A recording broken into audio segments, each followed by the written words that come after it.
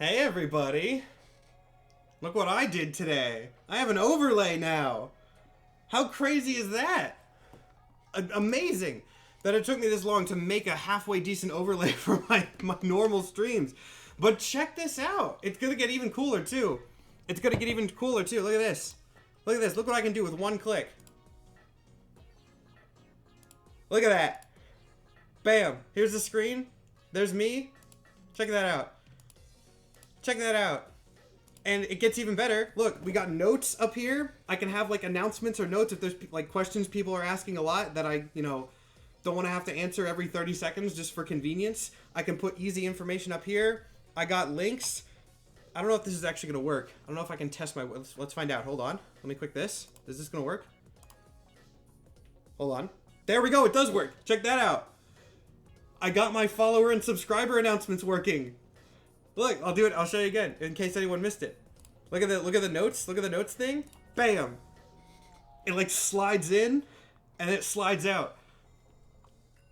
Look how cool that is. Look how much more professional this is. It didn't take me nearly as long as I thought it was going to. It only took a couple hours to set this up. Anyway, if you're new here, hi, everybody. Let me go back to my... Let me not open Apple Music. That was a misclick. Hold on. There we go. Let me go back to my big camera. It's so easy to switch over now. This is incredibly cool. If you're new here, hi, you're probably really confused as to why I'm so excited about this. But I'm not very good at my job, or at least I haven't been very good at my job up until today. And now it's a lot cooler. This is the first time I've ever had a professional overlay for like just chatting streams, and I'm trying to be a lot cool. Also, thank you to all the people following. Look at that. Look how cool that is. Look how cool that is. This is a good day. This is a good day for me. Anyway, as promised, and as you can probably see from the rule book that I have sitting over here, today is the analysis of the Marvel Multiverse RPG. Now, I'm going to get to that very quickly, I promise, but I do have a couple upkeep things. I have one good announcement, one bad announcement, and then one like kind of neutral announcement trending towards good. I will get those through really quickly. J-Rip, thank you for the sub. Look, I see that in the thing over there. Look how cool that is. Anyway, first off, good announcement. Good announcement's kind of already cheating. It's this. It's the new overlay. It's the new overlay, and I'm very, very pleased with it. And, the hallmark of me being a little bit more professional with my stuff, and I'm going to try to do even more to that effect. Now, here's the bad announcement, and I just want to get this out of the way right now. I have enabled ads on this stream. I'm sorry. I'm sorry that I have enabled mid-roll ads on this stream.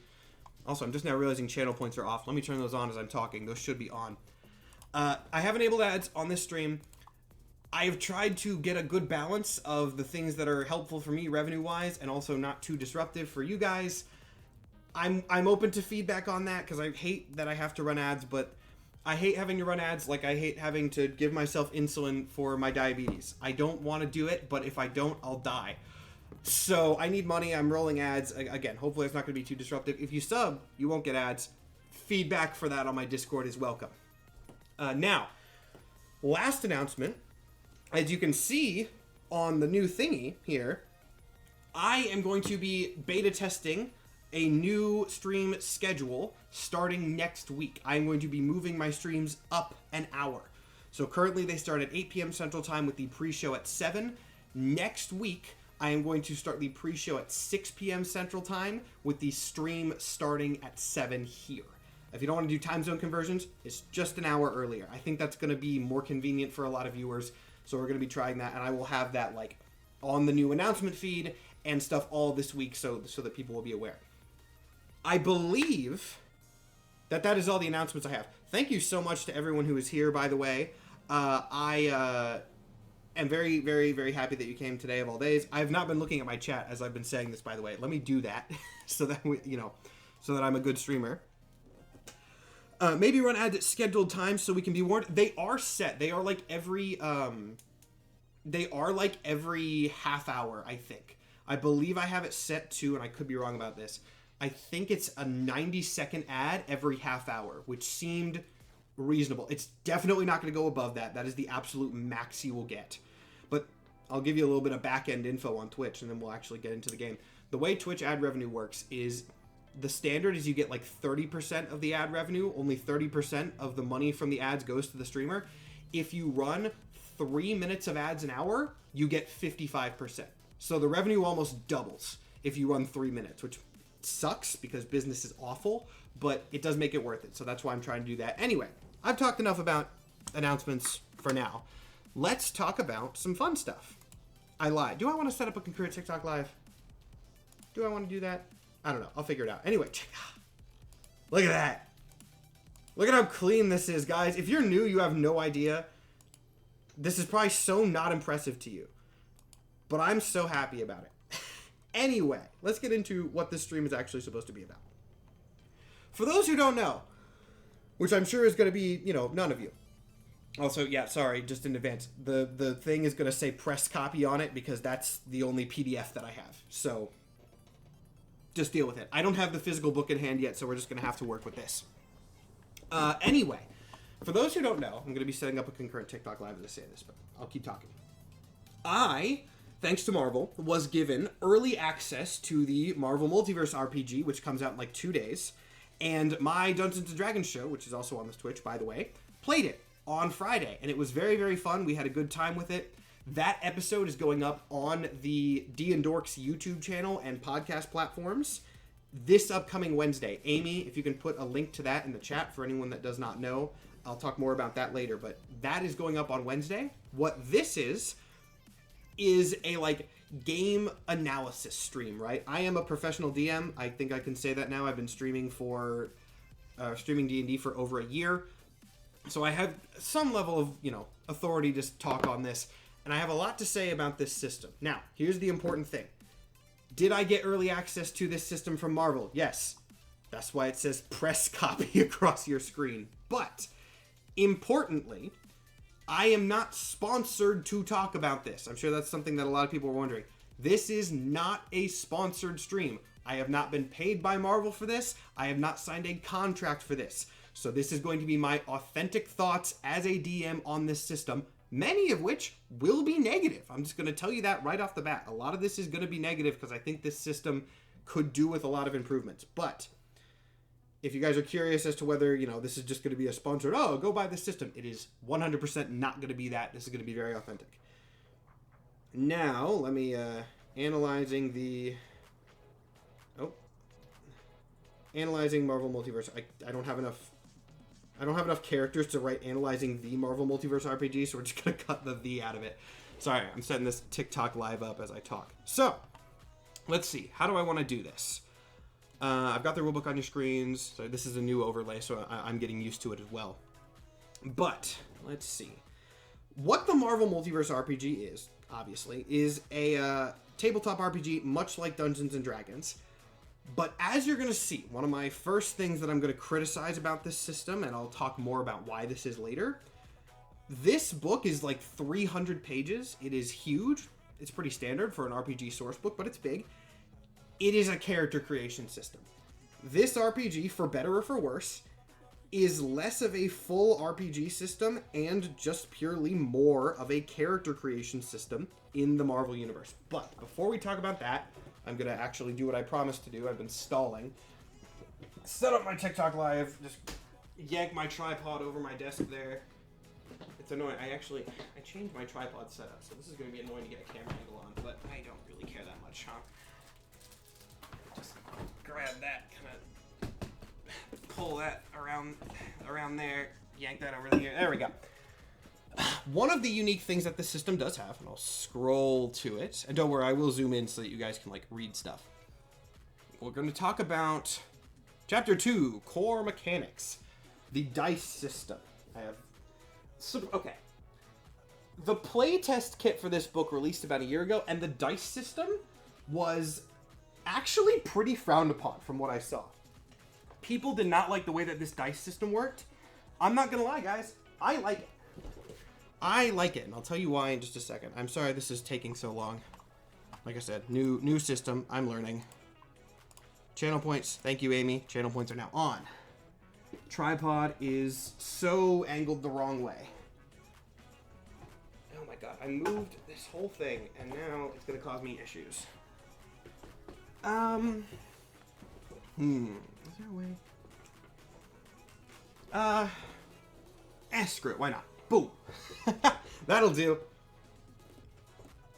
And it's plugged in. It's okay, cool. You guys might get a little lag spike on the Twitch stream. I'm sorry, that's just happening because I started a TikTok live.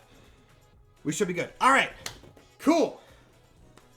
What's with the press copy typed all over it? So this is a PDF press copy. This book does not come out for 2 days. This is 100% early access, cool stuff. Let's see. Someone said shelf showcase. I got a new thing in my background. I got a. Oh! I'll use my new system. Boom. Raiden Shogun Spear that I got at Anime Fest yesterday. It's huge. It's like 6 feet tall. It is as tall as I am. It's wild. And I can show it off with my new camera setup. Oh, God, it's so cool. Okay, let me put it back in the background, which maybe I should have done. Oh, there we go. All right. Okay, I've been screwing around on here for so long, and I think I'm finally ready to actually start talking about things. So, in most tabletop RPGs, right? In most tabletop RPGs, you have the core 7 dice. 7 dice in a set. D20, D10, D100, D12, D8, D6, D4. That's 12, right? 12 dice in a normal set. This RPG does not use that at all. One of the immediate unique hallmarks of this, and I'm now realizing I should get a character sheet up too, shouldn't I? One of the unique hallmarks of this system is that every dice roll uses the exact same dice. There's a character sheet. We will use this later, but I'll leave it off your screens for now. Every roll in this system uses 3d6. Now, one of the weird things about this system is it's not just 3d6. It is specifically... Did he just still have 7 fingers? D12. D12. Anyway. Actually, I forget. I have the rule book up on my screens. I can read this specifically. So, here we go. You can see this here. They have 3 dice, and one of them is marked with a Marvel logo, which is a little bit weird. That gets us to one of the notable hallmarks of this game, which is they really went all out into the Marvel gimmick branding in this. The way this system works is you roll 3 dice. You're supposed to roll them in order. You know, I'll do an example roll right now, right? Not that you can see it on camera, but I got a 3, a 5, and a 2. Now I'm using this little rainbow die as my like noter for the middle one. Here's the thing. This middle die is how you determine your crits. If you roll a 1 on the middle die, on the separate die, on the Marvel die, whatever you want to call it, your roll is a crit success. They call it a fantastic success, I think, right? Yeah. They have yeah, here we go.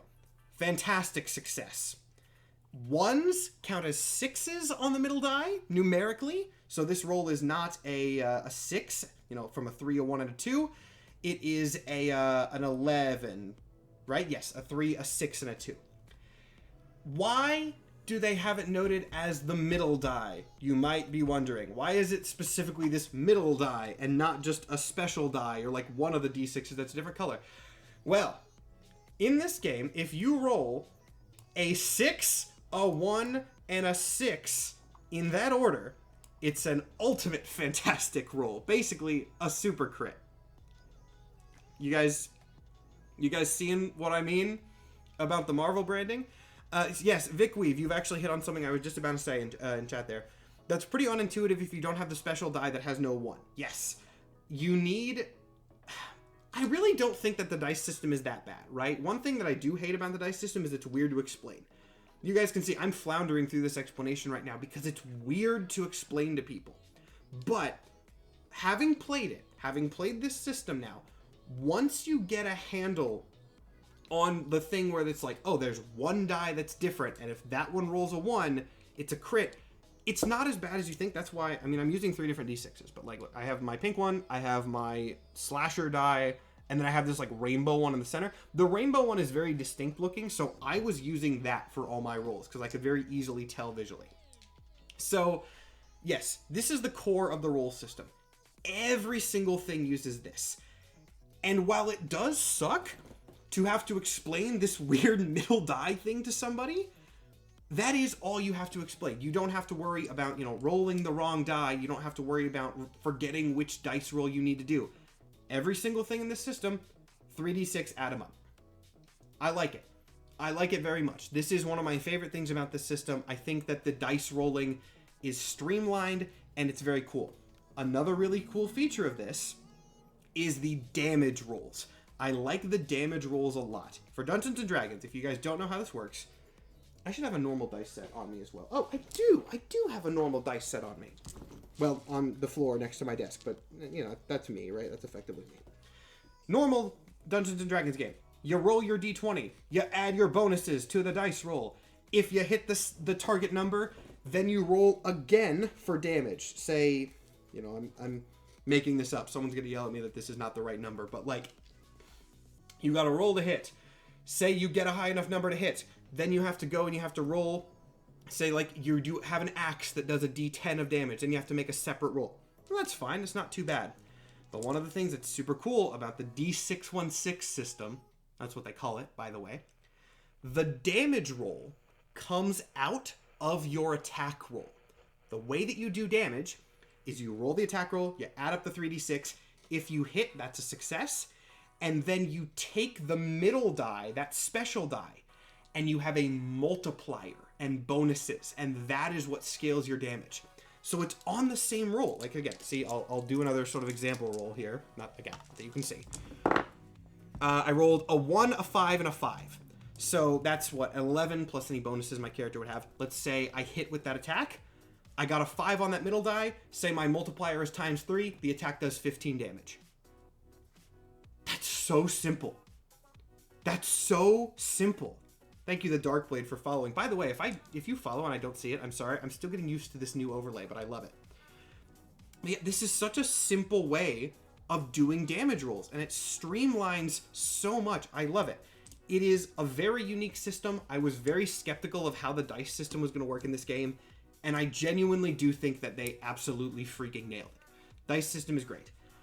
Let's talk about stats next. Oh, actually, I'm going to talk about a negative really quick. I'm going to point out a stupid and weird negative. Oh, the dev is here. Hi. I'm sorry that you showed up right as I was talking about a weird negative, but I've got to be honest here.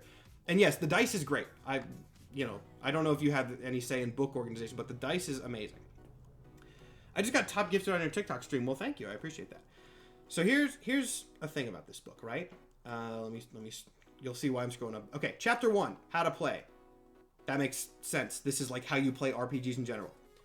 Chapter 2, core mechanics. That is where all this dice stuff is. It is where you talk about actually it's just mostly the dice.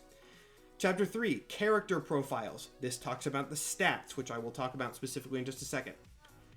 Now note, chapter 3 is character stats.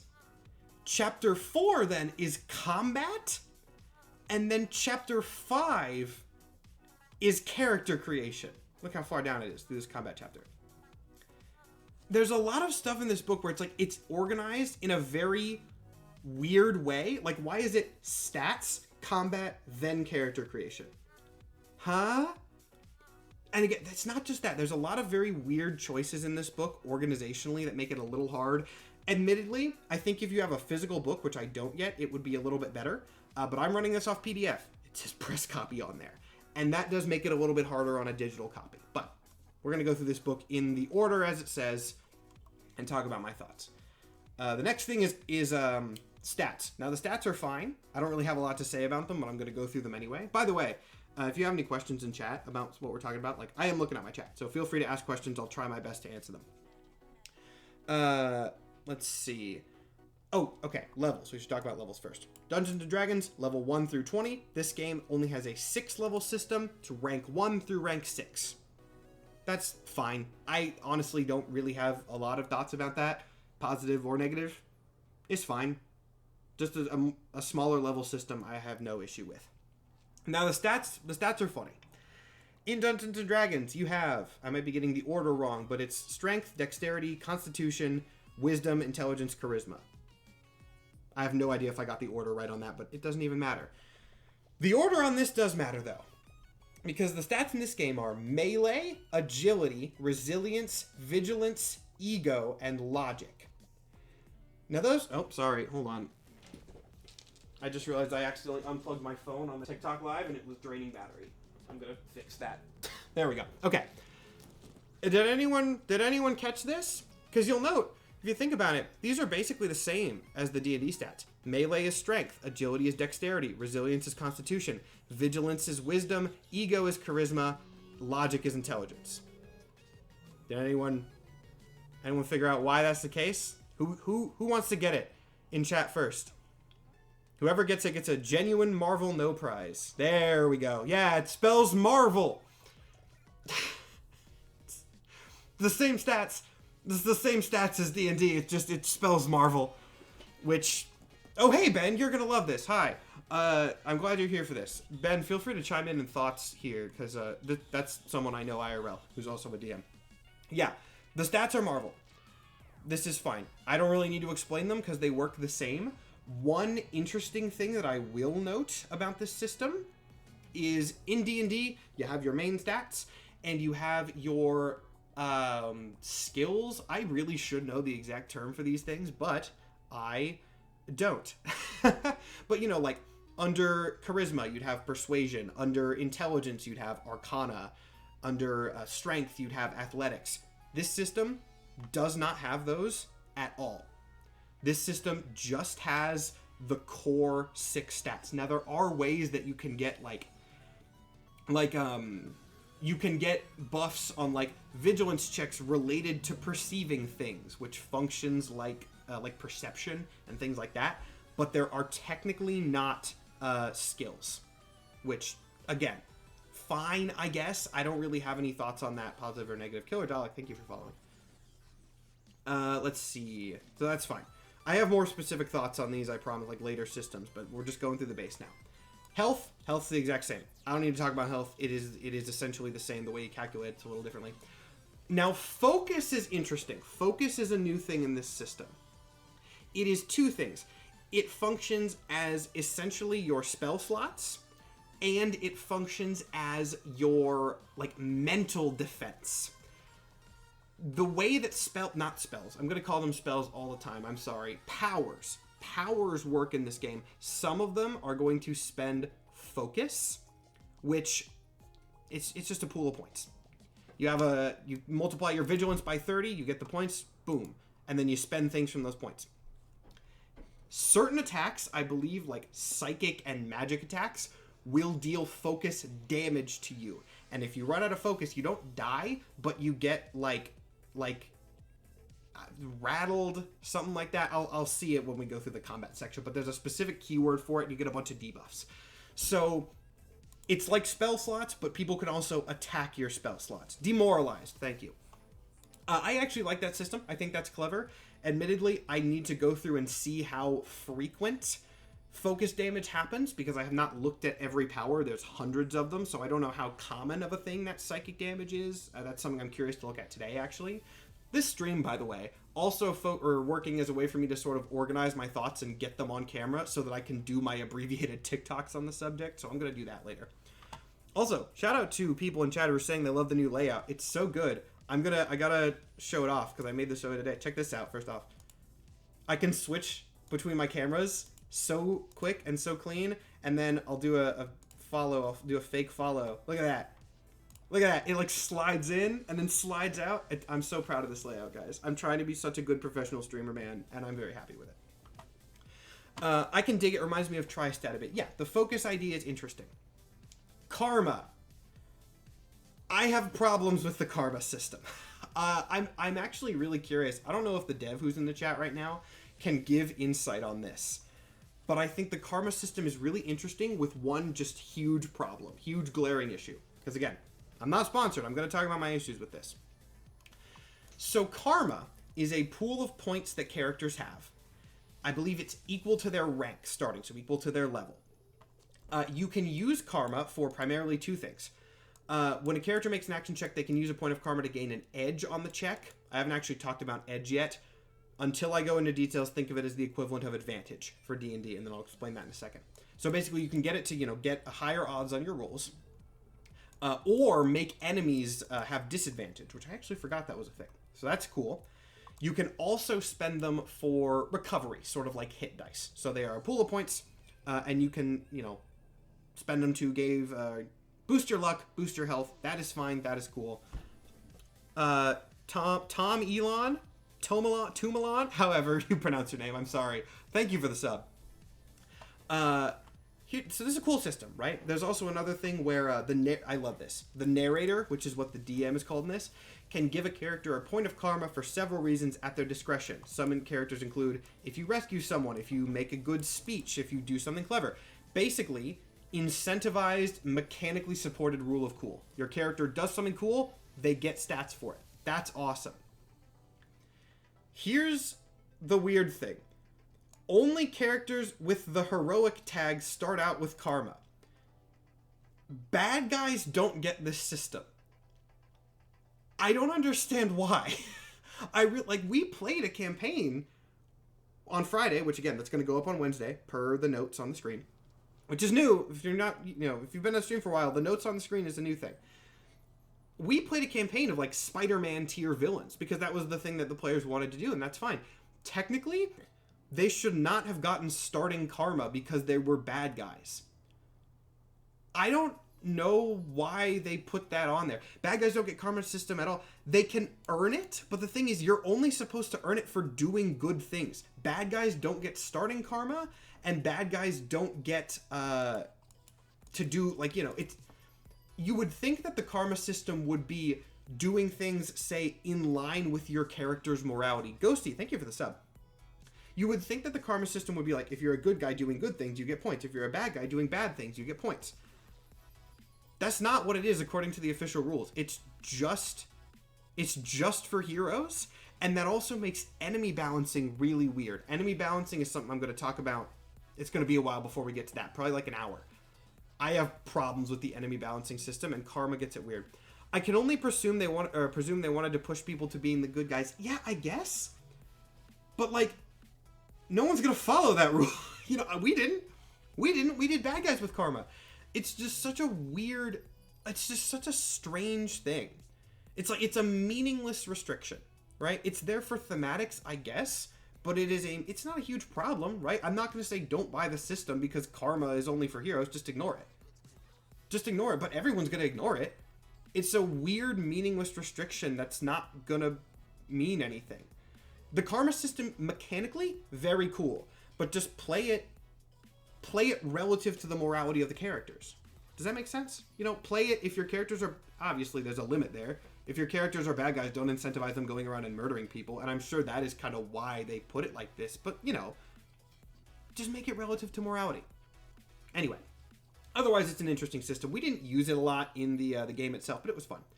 What else to talk about? Initiative modifier is interesting. One little note about this, not good or bad, just a fun little fact.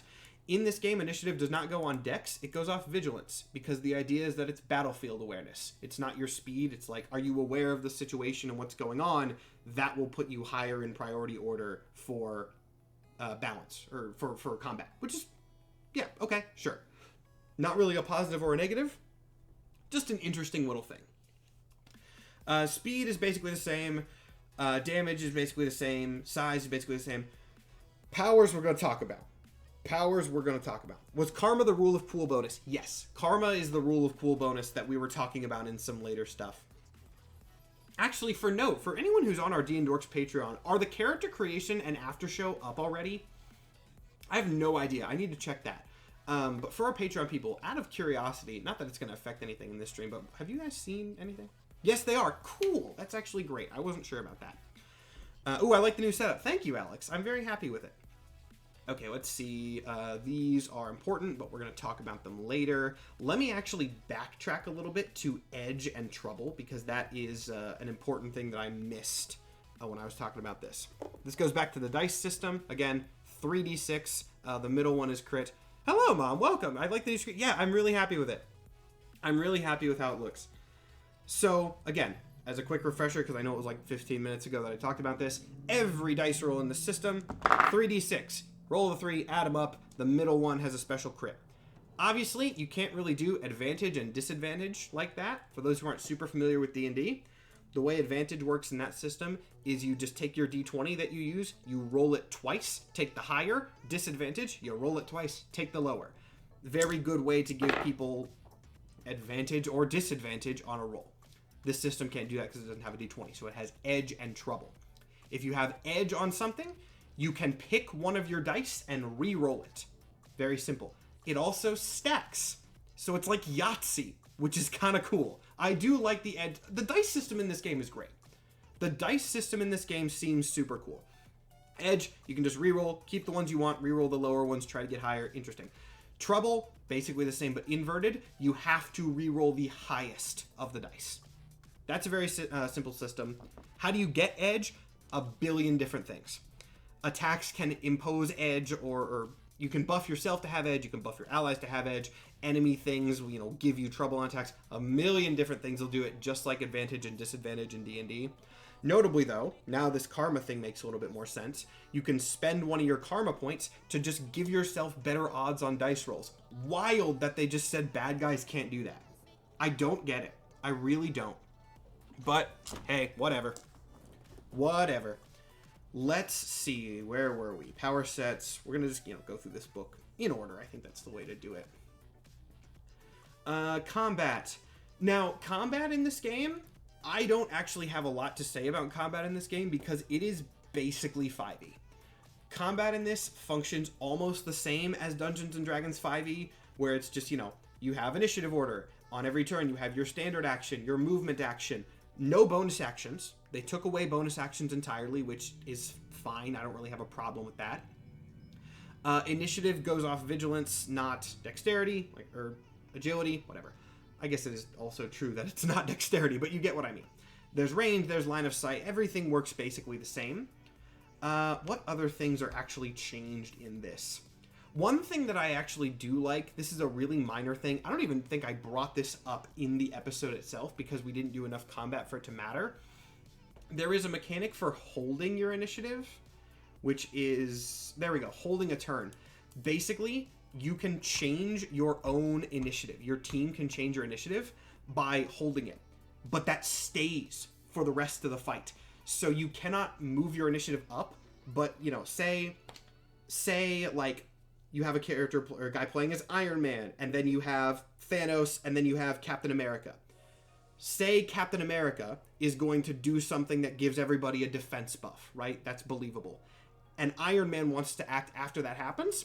He can do that. You can say, okay, I want to hold my turn until after Captain America goes, but that changes the initiative order for the rest of the fight. It is not a single-use thing. It will forever, for the rest of the fight, be Thanos, Captain America, Iron Man.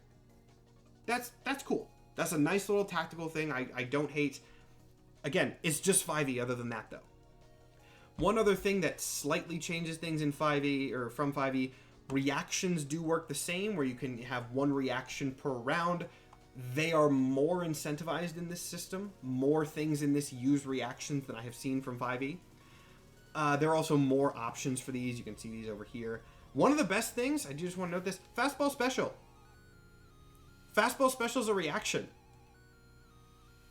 You can get the classic throwing as a reaction, which is amazing. The way it actually works is clever.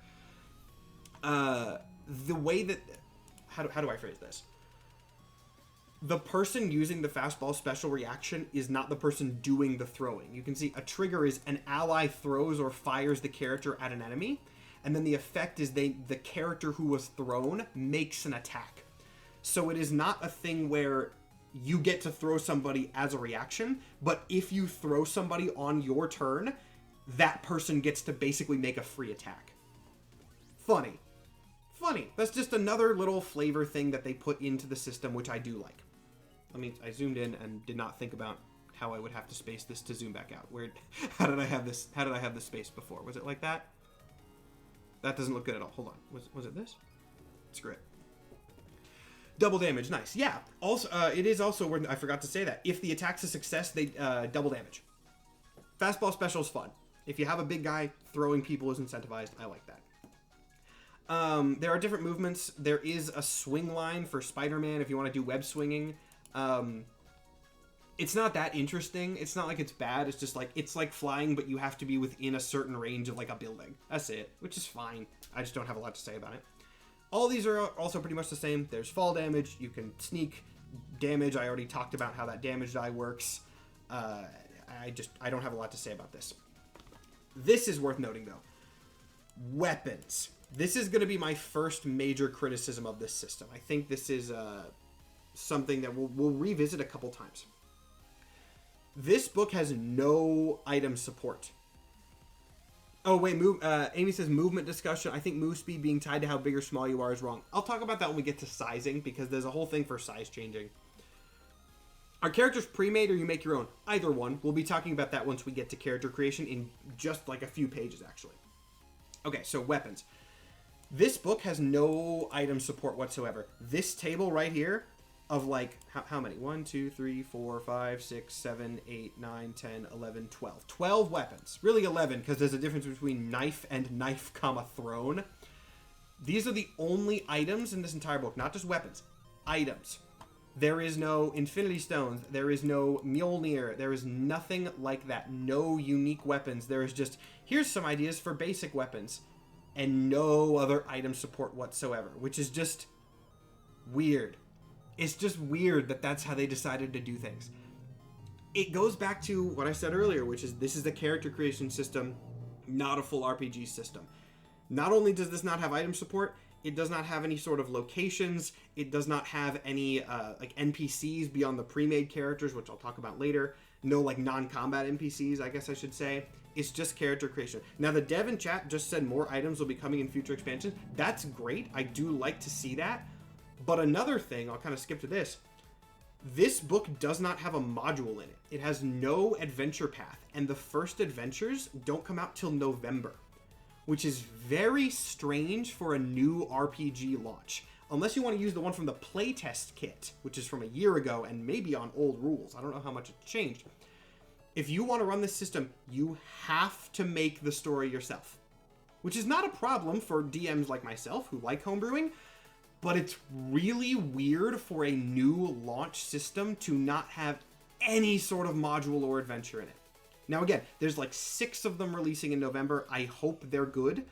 I can't speak to them, obviously. I've not gotten access to those yet. But it's very strange that there's no adventure module in this whatsoever. It's just odd. It's just odd. Anyway, and I'm glad to hear from the dev that more items are coming in future things. It's just a little strange. It's just a little strange. Will this stay on Twitch or be put on YouTube later? For now, it'll stay on Twitch. Once I revamp my VODs channel, it might go to YouTube, but for now, it'll be on Twitch. Okay, what's next? I think that's most of what I have to say about the combat chapter. Also, really quick, hold on. Another chance for me to show off my new set. I got new stickers on my water bottle at Anime Fest. I got Flygon, Star Guardian Syndra. This one was there before, Venom, Garchomp, and Star Guardian Kaisa. And then there's new Star Guardian ones on my computer too. Well, you might be able to see those. I don't want to risk messing stuff up. But yeah, look, I got new stickers. I had to cover up my college branding on my water bottle, because I don't want people to know, like, roughly where I used to live. Anyway, I got you a sticker to put on there. Oh, good. Good. I have some space on my computer still, so. Okay. Is that all there is to say about combat? D&D is not the only system to use initiative. That's all that I really have to say about combat, to be honest. The combat system in this is really functionally a lot like 5e. It's a lot like 5e. I love the Flygon sticker, very cute. They're super good. I linked their website in the TikTok I made about all the stuff I got from Anime Fest. Oh, this is actually worth noting. I'm so glad I have this book up for reference here.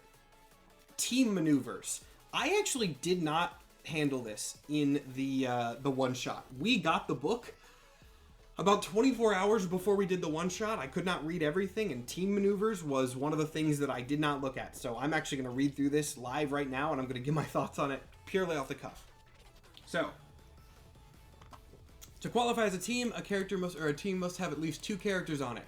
Okay, that's fine. You can make up your own team, so whatever. Also, sorry, I try to highlight things when I'm reading them. I know it's too small on your screens to read, but just for everyone's sake. But it's hard to do right now because it tries to highlight press copy. So, whoops. Oh well. Character can be on more than one team. That's fine. That's just character creation flavor stuff. Note that villains can form teams, blah, blah, blah, blah, blah. Okay. Team ups, and again, nothing.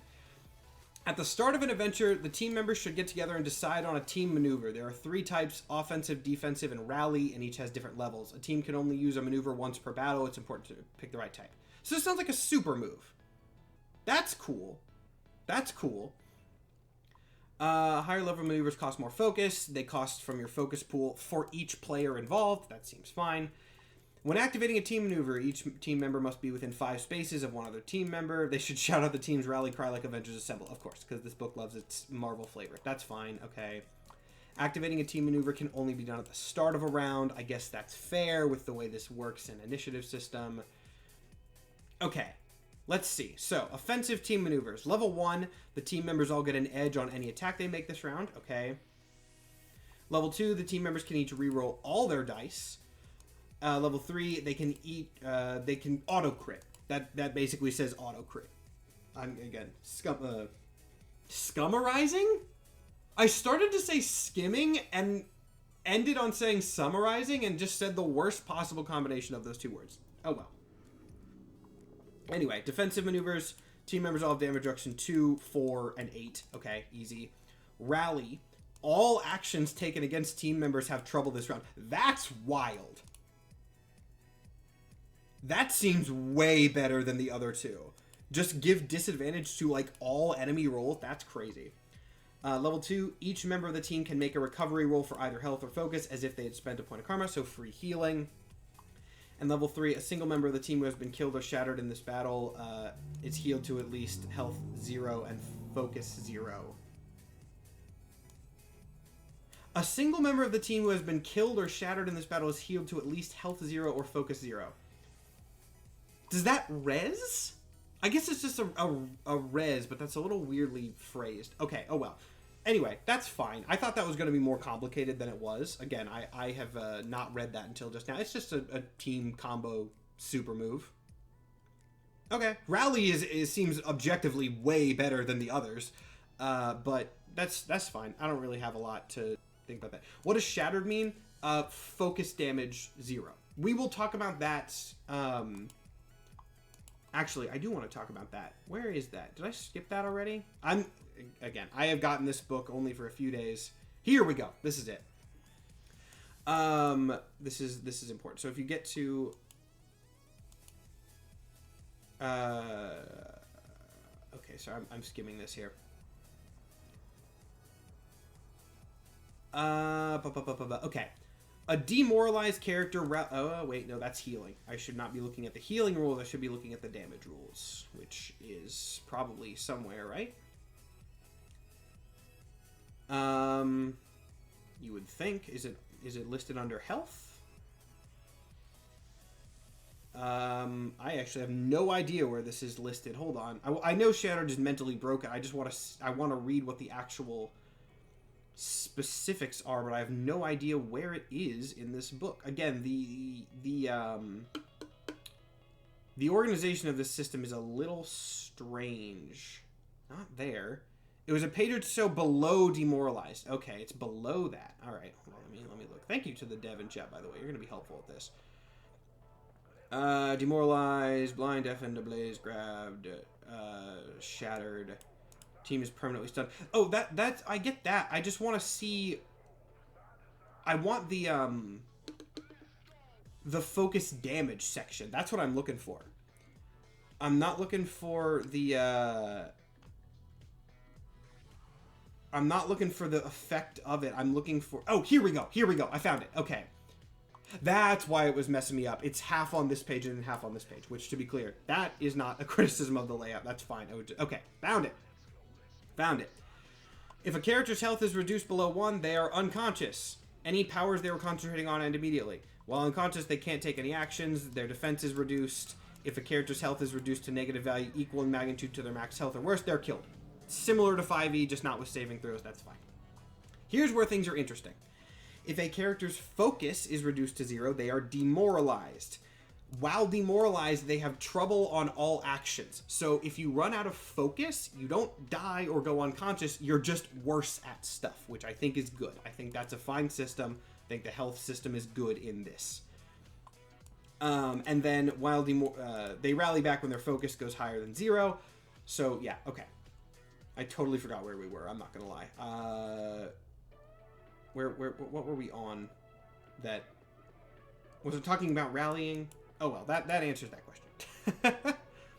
Are the DnDorks streams going to be an hour earlier? No, those are not. I should have put that on the notes page. I will for future things. DnDorks is not going to change. DnDorks is not going to change when I change my stream schedules. How did the one-shot go on Friday? I missed it, and there's no VOD. As per the notes section, which I don't mean that in a passive-aggressive way. It's just new. I also keep forgetting it's here. The Marvel RPG one-shot goes on the DnDorks YouTube and Spotify and such this Wednesday. This Wednesday. We are talking about the system now, but the episode itself goes up this Wednesday. Also, quick note, while I'm thinking about this, you guys at this point should have gotten an ad break, right? An ad break should have happened by now, unless I messed up the system. Has people gotten an ad break? I'm trying a new thing, so I want your feedback on this. No? Someone's... Okay, a few people said yes. It shouldn't hit everybody, so that makes sense. Yes, I had one for sure. Don't know, yeah, if you're... Okay, yes, good. I hope they weren't too disruptive. I'm trying that to get money from Twitch. Anyway, cool. Thank you for the updates on that.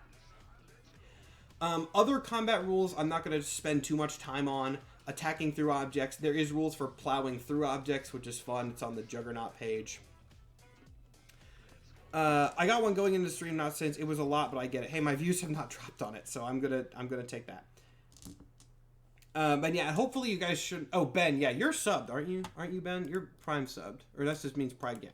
I don't know. Let me...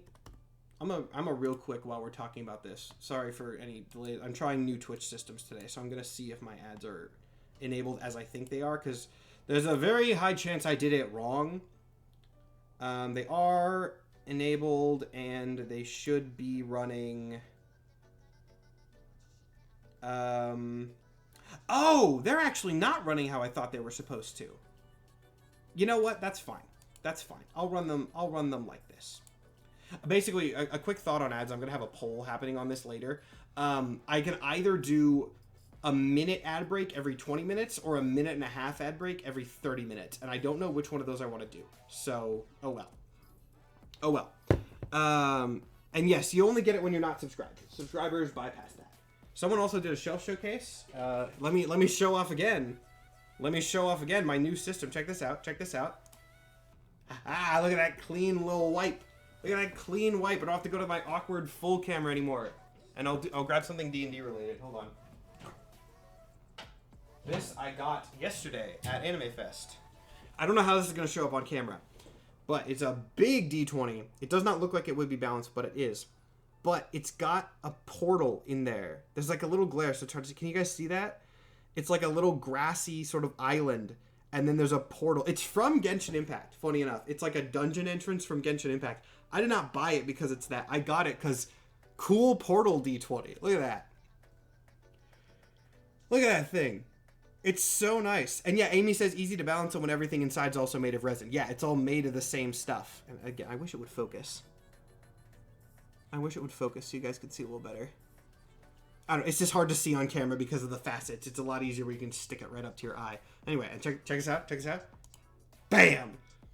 Bam! Clean white back to the screen. I'm so pleased. I'm so pleased with this new overlay. I feel like a real streamer, guys. Kind of looks like a Stargate. It does kind of look like a Stargate. You know, I'll keep this here in case I have to do any D20 rolls for streaming purposes. Okay, where were we? Character creation. We finally get to the meat of this system, like an hour in. Let's see. Now again, I'm just going to be scrolling through this as we go. Do we want to make a character live? Do we want to make a character live? Why don't we do that? We'll actually make a character as we're going. That makes logical sense. I should be able to just drag this. Let me hold on. Let me like zoom out and frame this. Right? It's going to hold on. I don't need the one that says press copy. Give me 2 seconds, chat. I can download a I'm gonna grab a character sheet copy that doesn't say press copy in the middle of it. I have it because I sent it to everybody else. Let me just pull it up real quick. The character sheet's available online. Oh, actually, yeah, the character sheet's available online. I was going to say you can play along at home. I don't think that will be great for the way this system works, but, I mean, if you want to, you can. And then, okay, hold on. So I'm actually I'm gonna download this and then open it in my system viewer because I don't want to have to click back and forth. Replace that.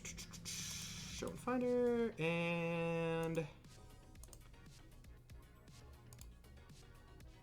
there we go.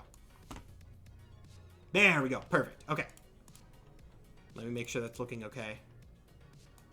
There we go. Now we don't have to worry about the giant press copy thing screen stuff. And I should... Testing. Okay, I can type on it. Cool. Back from break. Ad break? Okay, cool. Again, please do tell me. I think I set the ads wrong. I do think I want them to be 30-second longer ads less often. I think that's going to be less disruptive. Create Sleepwalker. Oh, that's a genius idea, Luna. Yes, we're making Sleepwalker. We are totally making Sleepwalker. Amazing. All right, cool. So, first things first. Codename. Sleepwalker. The dev is here, by the way. Dev, you're allowed to use this. You're allowed to use my Sleepwalker stats. Okay. What rank should Sleepwalker be? Let me scroll all the way back up to the rank stuff. I'm half kidding, Dev. I don't actually expect you to, but like you can. I'm not going to stop you. Okay. Okay. I think we probably want, 4? Rank 4? The examples they have is rank 1. Rank 1's nothing. Rank 1 is like you just got your superpowers and you don't know how they work. Rank 2, they say, is like Daredevil. Rank 3 is Miss Marvel. I think they have Miles Morales there too. Rank 4, I think, is Spider-Man. They have Captain America in here. Rank 6 is cosmic, like Captain Marvel stuff. Rank 5 is like Thor, Scarlet Witch. I think 4 is probably fine, right? I think Thor is fine. I'm just saying one of the old rule sets said Spider-Man was 4, and I was disappointed as a big Spidey fan. Well, I mean, it's not like popularity. I would say Spider-Man is a rank 4 is fair. Yes, well, if you... Oh, someone in chat said, who is Sleepwalker? Check my TikTok. I posted my, like, tri-yearly Sleepwalker refresher video earlier today, so you can go check that if you want. Yeah, so we'll go ahead and slap Sleepwalker on at rank 4. And now we will scroll all the way back down and make this nerd.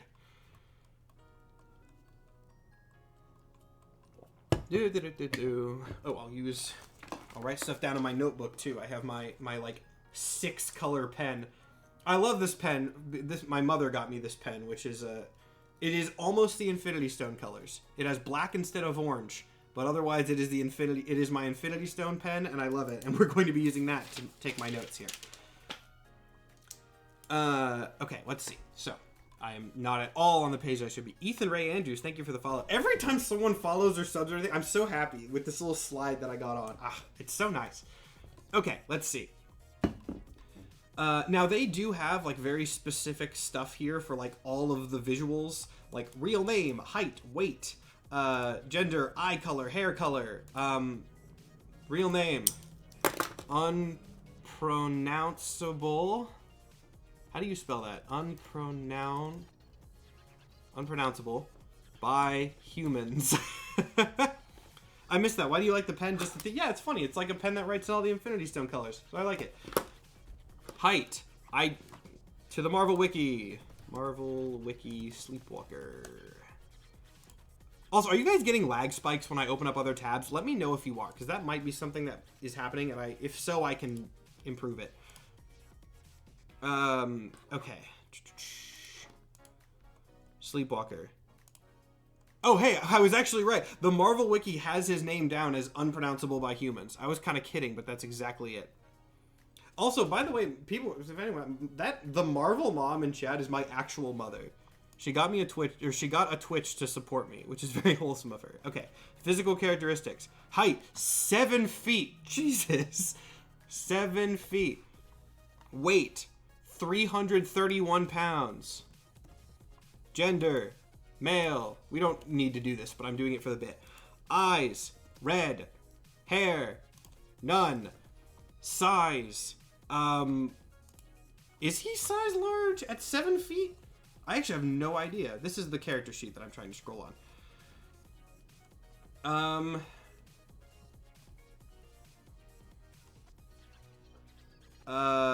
It just standard size. Where's the size categories? Where's the size categories? I don't know if 7 feet puts him at average or larger. I think he's average. I think he's average. If I'm wrong about that, you can yell at me. Average. Occupation. Now that's actually something specific. Occupation is not just like a flavor thing. That has stats. So let's go through. This is like overview. We're gonna go through this more specifically. So, rank bonuses. The way that stats work in this system is everything starts at base 0.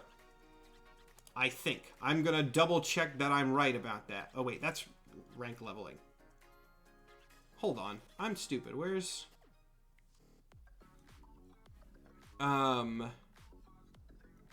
It is 0, correct? Hold on. Let me make sure I'm not entirely wrong here.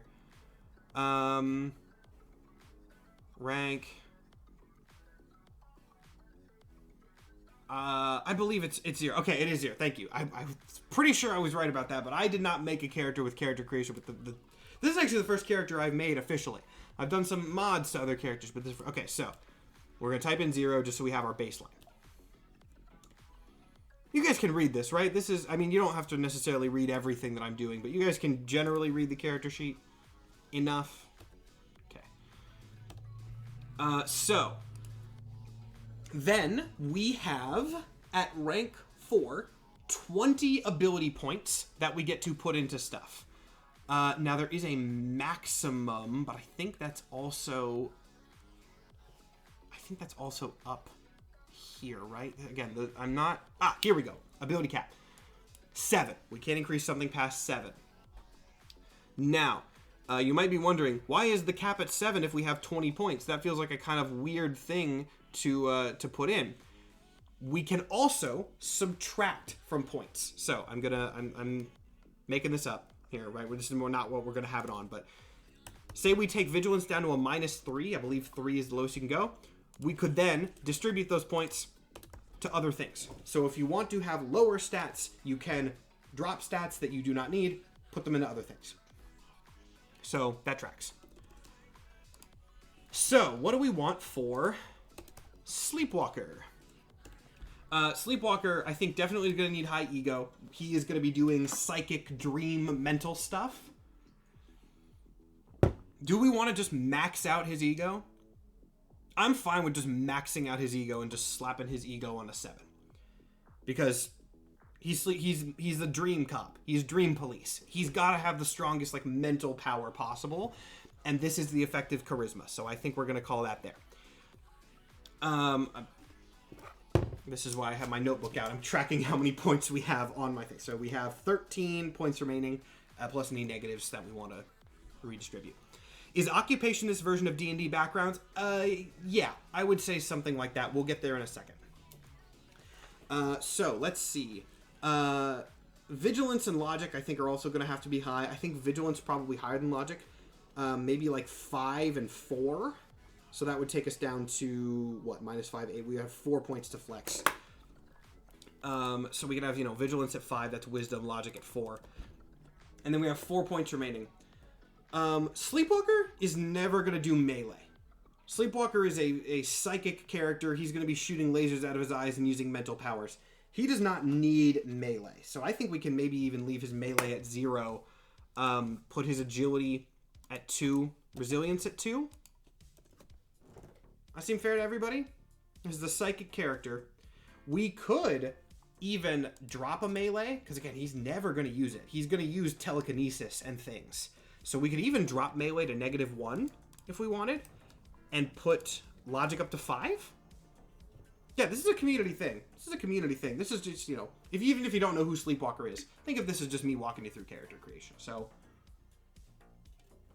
I think that's fair. We can mess with this as we need. But he's never going to, Google Sleepwalker, he's shooting people with lasers and stuff. We're never going to need melee. And there is there is like telekinetic powers that we're gonna put in. For the overlay, it would be cool if when you went to the big camera, the PC screen would go in the small window. I don't want to do that because the big camera is something I'm going to be using when I'm setting up stuff for, or like when I want to, you know, say I'm like playing a video game and I'm buying something and I don't want to give you my credit card info or anything like that. I'll probably put something in that window when I'm on the big cam, but I'll deal with that later.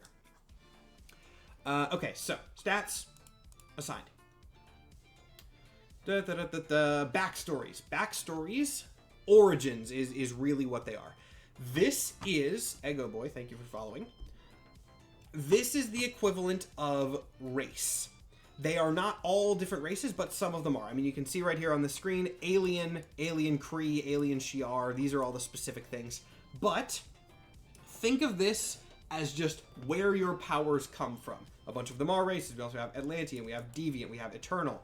But then high tech, if your power is from a suit, if your powers are from Pym particles, monstrous vampire, magic. This, you pick what your powers come from.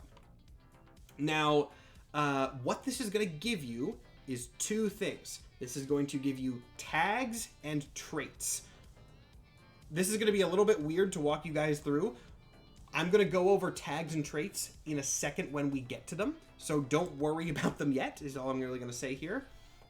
The one thing that I do want to note on these origins is powers. There was a good example of this. High-tech Pym particles, right? So, this one has some traits, but then you also have powers, grow 1 or shrink 1. This is something that I did note that's like a very important little, like, you know, if you're walking your players through this, be sure to tell people this. If an origin has powers associated with it, those powers are not a given. Those powers are a prerequisite. I would maybe, just for super specifics, if you were, you know, doing a second edition of this book, put these in a sort of different denotation. It is not that if you take, for example, say, high-tech Pym particles, you get at least grow or shrink. It has to be one of those. What that means is the first powers you pick, we're going to pick powers in a second, has to be one of those. Technically, they're not prerequisites because the way that this, you know, the way that this character creation system works is you pick this first. So it's like, if you pick this one, you have to do these as your first powers. Effectively, the easiest way to explain it, they are prerequisites. So that is just a little note. I don't think that's a positive or a negative. I think it's just something of the system that makes sense. So here is the question. What do we want to consider Sleepwalker? We could consider him Origin, or, sorry, these are all Origins. I'm dumb. Alien. We could consider him Alien. This is pretty easy. We could consider him Magic. There's also Chaos Magic, which is like Scarlet Witch. There's Demonic Magic, Sorceress Magic. You could make an argument for Monstrous for Sleepwalker, but that's like werewolves and vampires. I think Alien is probably the play for Sleepwalker. Technically, he's like interdimensional, but Alien I think is fine. So, what we're going to do is we're going to go back to the character sheet, which should still be at least semi-framed correctly on your screens. It's actually not, but I can fix that. There we go. Origin. Origin is Alien. Sounds like they're technically post-requisites. Yeah, but who says post-requisite? Now, when you pick your origin, you have got to take any tags or traits that are associated with it. Some have just tags, some have just traits, some have both. And put those on this list. I will explain what those mean in a second. So for this one, you have Alien Heritage and Extreme Appearance. I'm now realizing I know why I had your thing offset. It was so I could grab it easier on your screens. Hold on. I messed this up. Zoom that out. Scroll that over.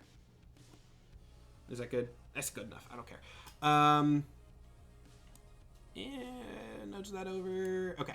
So, I already forgot what the tags were where I was fixing this. So, we had Alien Heritage and Extreme Appearance. Yes. Alien Heritage and Extreme Appearance. I'm going to talk a little bit about how choosing these works in a second, but I want to get through the tags and the traits and then kind of do a recap point of them because I have an interesting thought about this, but we'll talk about it in a second. So we picked this. Next thing we have to pick is profession. Yes, occupation, profession. Weirdly, this character sheet I'm noting has a separate character thing for occupation and profession. And I don't know why that's the case. Oh well. This is just what your character does. It will give them some extra skills. This is effectively your background. If origin was the equivalent of race in 5e, this is the equivalent of background. Adventurer, assassin, criminal, educator, engineer, entertainer, healthcare worker, investigator, journalist, law enforcer, lawyer, leader, military, outsider, scientist, spy, student, tycoon. That's it. Now, with the alien heritage, it said that the suggested occupation was outsider. Sleepwalker's a dream cop, so I am going to put him as, I think, probably law enforcer. You could also, make an argument for investigation. You could make arguments for everything. Ignore profession. It's a dated sheet that would be replaced on Wednesday. Oh, interesting. Okay, so that's good to know. Out of curiosity, are there any other changes to this character sheet? I mean, I guess you're here, so if you don't mind, if there are any other changes, when we get to them, can you let me know? Nope, just that. Oh, cool. Irrelevant. I do very much appreciate your help, by the way. Thank you. Okay, so, law enforcer. Law enforcer.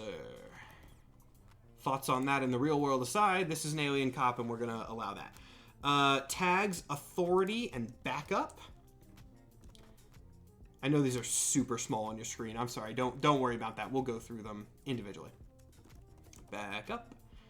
And traits being interrogation and investigation. Our first traits, actually. And I typed it in wrong, but I guess the order doesn't matter. Interrogation. There we go. Investigation. Boom. Done. And I believe that's all we have to... Okay. Traits. So... I think this actually sums it up nicely. A trait is a label that has a game mechanic associated with it. Some are minor powers or abilities. Others simply represent skills. They are passives. They are simple passive abilities. Now, I admittedly have not read all of these because there's a lot. But there's a bunch of these. So they're passives. We get 2 of these passively from our occupation, right? That is what the occupation gives you. Traits and tags. The ones we got were interrogation and investigation. These are in alphabetical order, so let's look for those. Traits.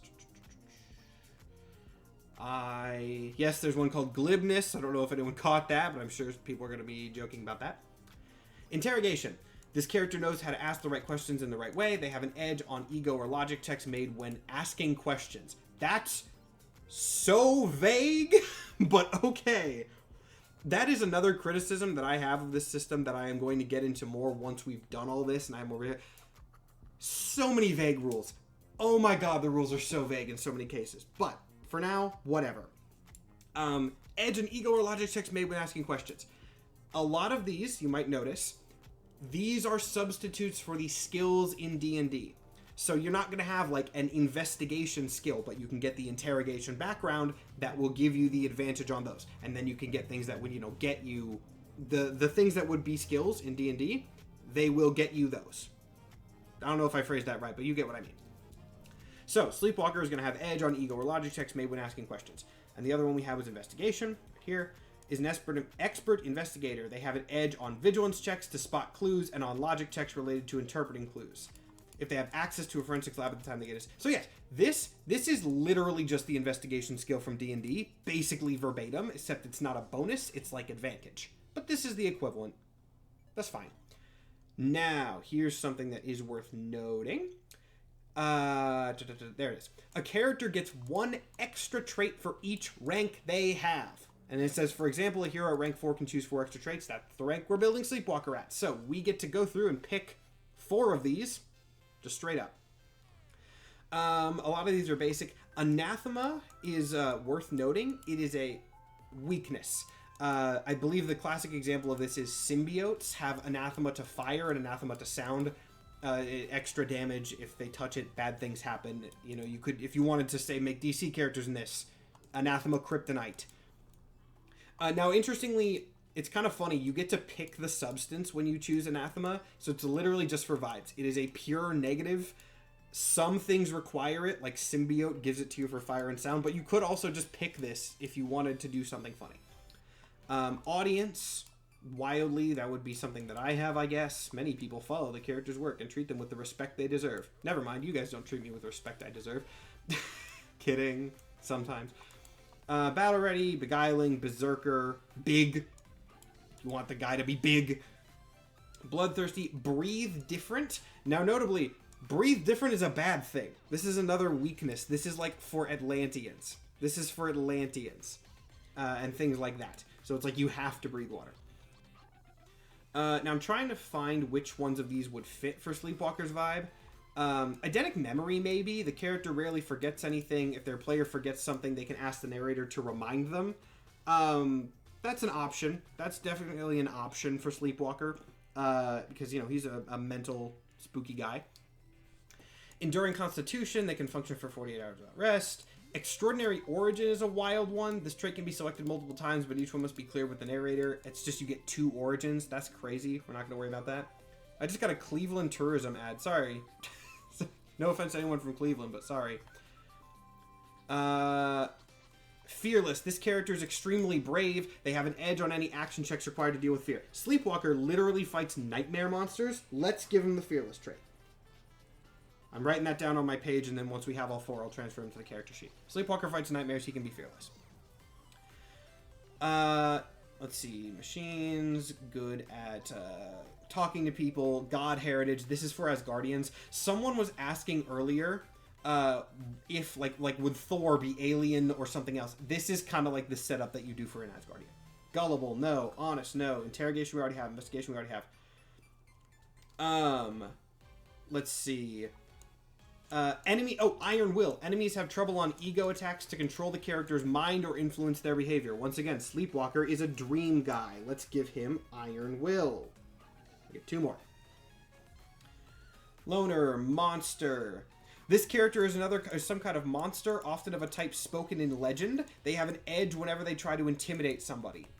Sleepwalker's a weird green guy. I think that's viable. Let's put Sleepwalker's I'll write that as a maybe. Maybe. You know, if we don't find 2 more, I'll write that down as a... I'll give that question mark. Piloting, if you can pilot stuff. Presence, public speaking, quick learner, scientific expertise. Signature attack. This character is known for favoring a particular kind of weapon or attack power. They have an edge when making attacks this way. Warp gaze is a very signature thing to Sleepwalker. I will explain what that is if you don't know once we get to powers, but I think Warp Gaze is such a signature thing for Sleepwalker. Let's slap that on. I wrote down Warp Gaze. That's not what it's called. Now that is 4, but since I have not read all these, we're going to run through the rest of the list and see if there's a better one for Monster. Can we look at glibness for funsies? This character can strike up a conversation with anyone at any time and often convince them to lend a hand. They have an edge on ego checks to persuade characters they are speaking to for the first time. Yes, glibness means you're good at talking to people. Yes, that's wildly ironic for Glib, the D&D character. What should I do? You can see a little bit of my screen. There we go. That's a little better. Okay.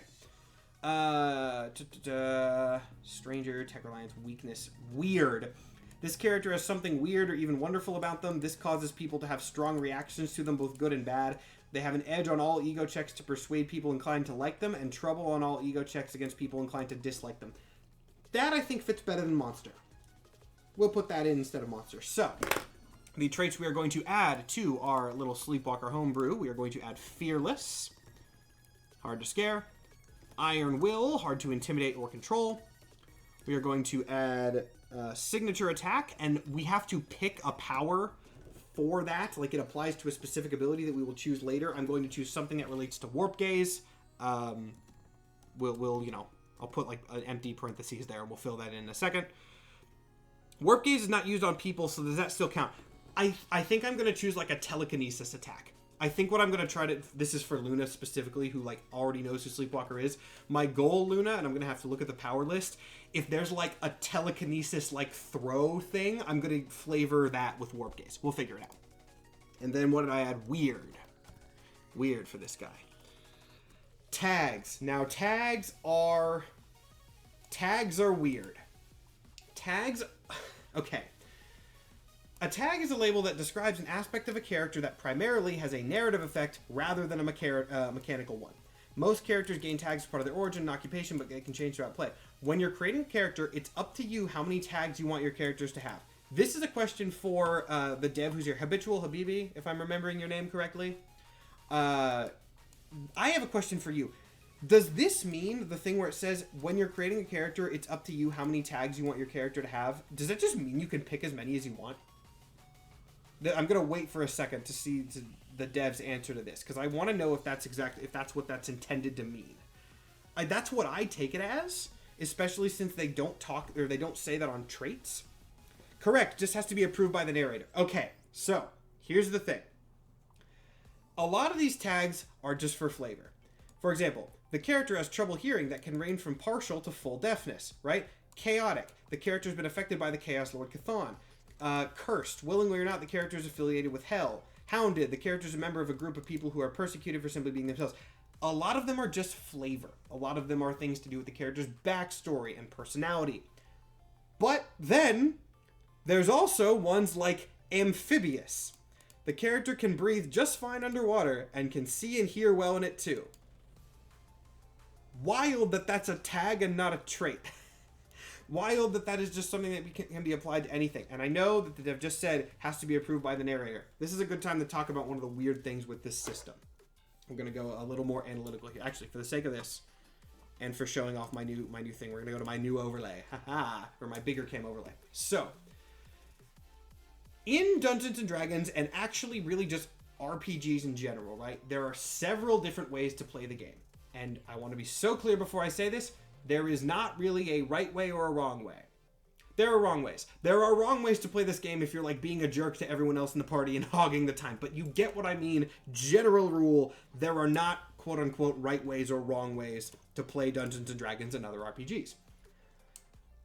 Two of the bigger categories though is people who think of RPGs as storytelling things and people who think of RPGs more as combat games or mechanics games, things like that. Min-maxers, right? If you're not familiar with the term min-maxing, it's a general term for like trying to make your character as strong as possible. And sort of manipulating or exploiting rule sets to that end. This game is hell for DMs trying to control min-maxers. Because it has so many things where it's just like, according to the rules of the game, any character can have the amphibious tag slap. I'm highlighting it and I swapped it to my big cam. You guys can't see that. Amphibious, the character can breathe just fine underwater and can see and hear well in it too. By the official rules of the game, any character can just get that for free. And you're supposed to do things that are thematic, right? You're supposed to do things that are only thematic to your character because you're trying to make a story. As a professional DM who's been doing this for over a year and has been running games not professionally for very long before that, that's going to cause fights. That is going to cause fights because people are going to bring this to the table where they have some character who's like basically Captain America and they've put the amphibious tag on there, and when people complain about why they can breathe underwater, they're going to be like, well, the rules say that I can. There's a lot of stuff like that. It's not just the amphibious tag. There are some others that have this, and there's a lot of other things in this system that are like weirdly exploitable for things like that. That will cause fights and it will cause stress for DMs. You have to have a collaborative group and you have to have people who are interested in storytelling over mechanics for this game because the mechanics are wildly exploitable. All throughout the game, they are wildly exploitable mechanics. Anyway, that is one of my big negatives for this system. I'll talk more about it as we get to other things, but I just wanted to note that on the tags because it's funky. It's funky that amphibious can just be slapped onto everybody. And like I said, that's not the only one that has this kind of thing.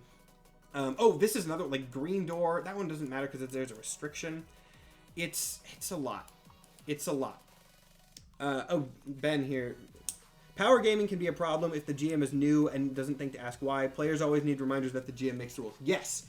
That's why I said, like, there's no wrong way to do it, but you have to go into this game as a player, and especially as a DM, narrator, whatever you want to call it, ready to have players build story-based characters, because if someone wants to go in and exploit the rules as written to make wildly overpowered characters, That's doable. That is very, very doable.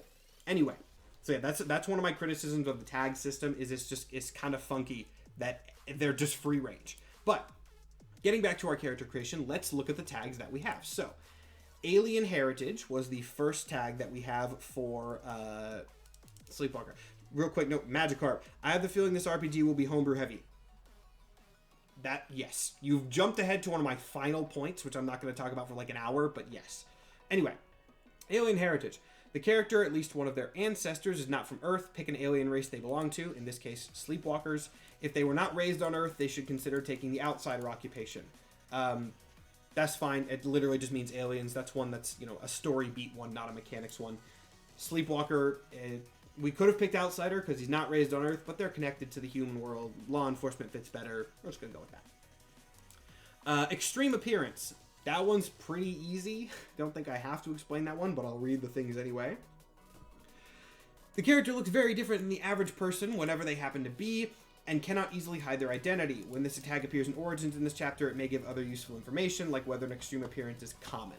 So that was the thing where it's like, aliens had the little, it said common next to it, just means most aliens are identifiable as aliens. Again, not one that matters too much. Authority. Scroll up. This character has legal authority, some kind. They might be a commissioned officer, privateer, bounty hunter, etc., etc. Just, they have some sort of authority. Okay, whatever. And then backup. Backup's a weird one.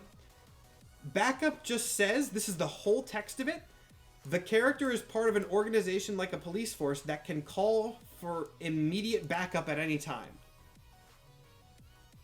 Huh? What? That's a very weird thing to just drop with no rules. You're going to throw at your players that they can call for backup at any time. And I guess the way to get around it is just the DM's like, oh, you're not in a place where backup can arrive. But, like, that's another one that's like, that just feels weird to be able to slap onto anything. I don't know. There's ways around it. Not a huge problem, because, again, you can just kind of say, like, oh, you don't have cell service. But, it's going to be something where in every case that someone wants to use backup a lot of the time, you're just going to have to come up with an idea of why it doesn't work. It's something. Those are, however, the only tags that we have for Sleepwalker. So now we get into the meat of this system, which is the powers. Powers are everything. Everything in this system. One thing I do like about this system, the character creation, is that the character creation is very streamlined. Powers is going to take the longest, but once we're done with powers, we're done. Powers is all we have to do. And obviously this has taken a bit, but it's taken a bit because I've been walking you through every single step. So the character creation is pretty streamlined. That's nice. So, overview of powers. At rank 4, we have 16 powers to start. Now that is actually going to change. But we're going to look at this first. So, there are not subclasses in this game. There are not classes in this game. There are power sets. The power sets are... I'm going to take a sip of water before I do this. The power sets are... Elemental control, illusion, magic, martial arts, melee weapons, omniversal travel, phasing, plasticity, power control, range weapons, resize, shield bearer, spider power, super speed, super strength, tactics, telekinesis, telepathy, teleportation, and weather control. That's all those.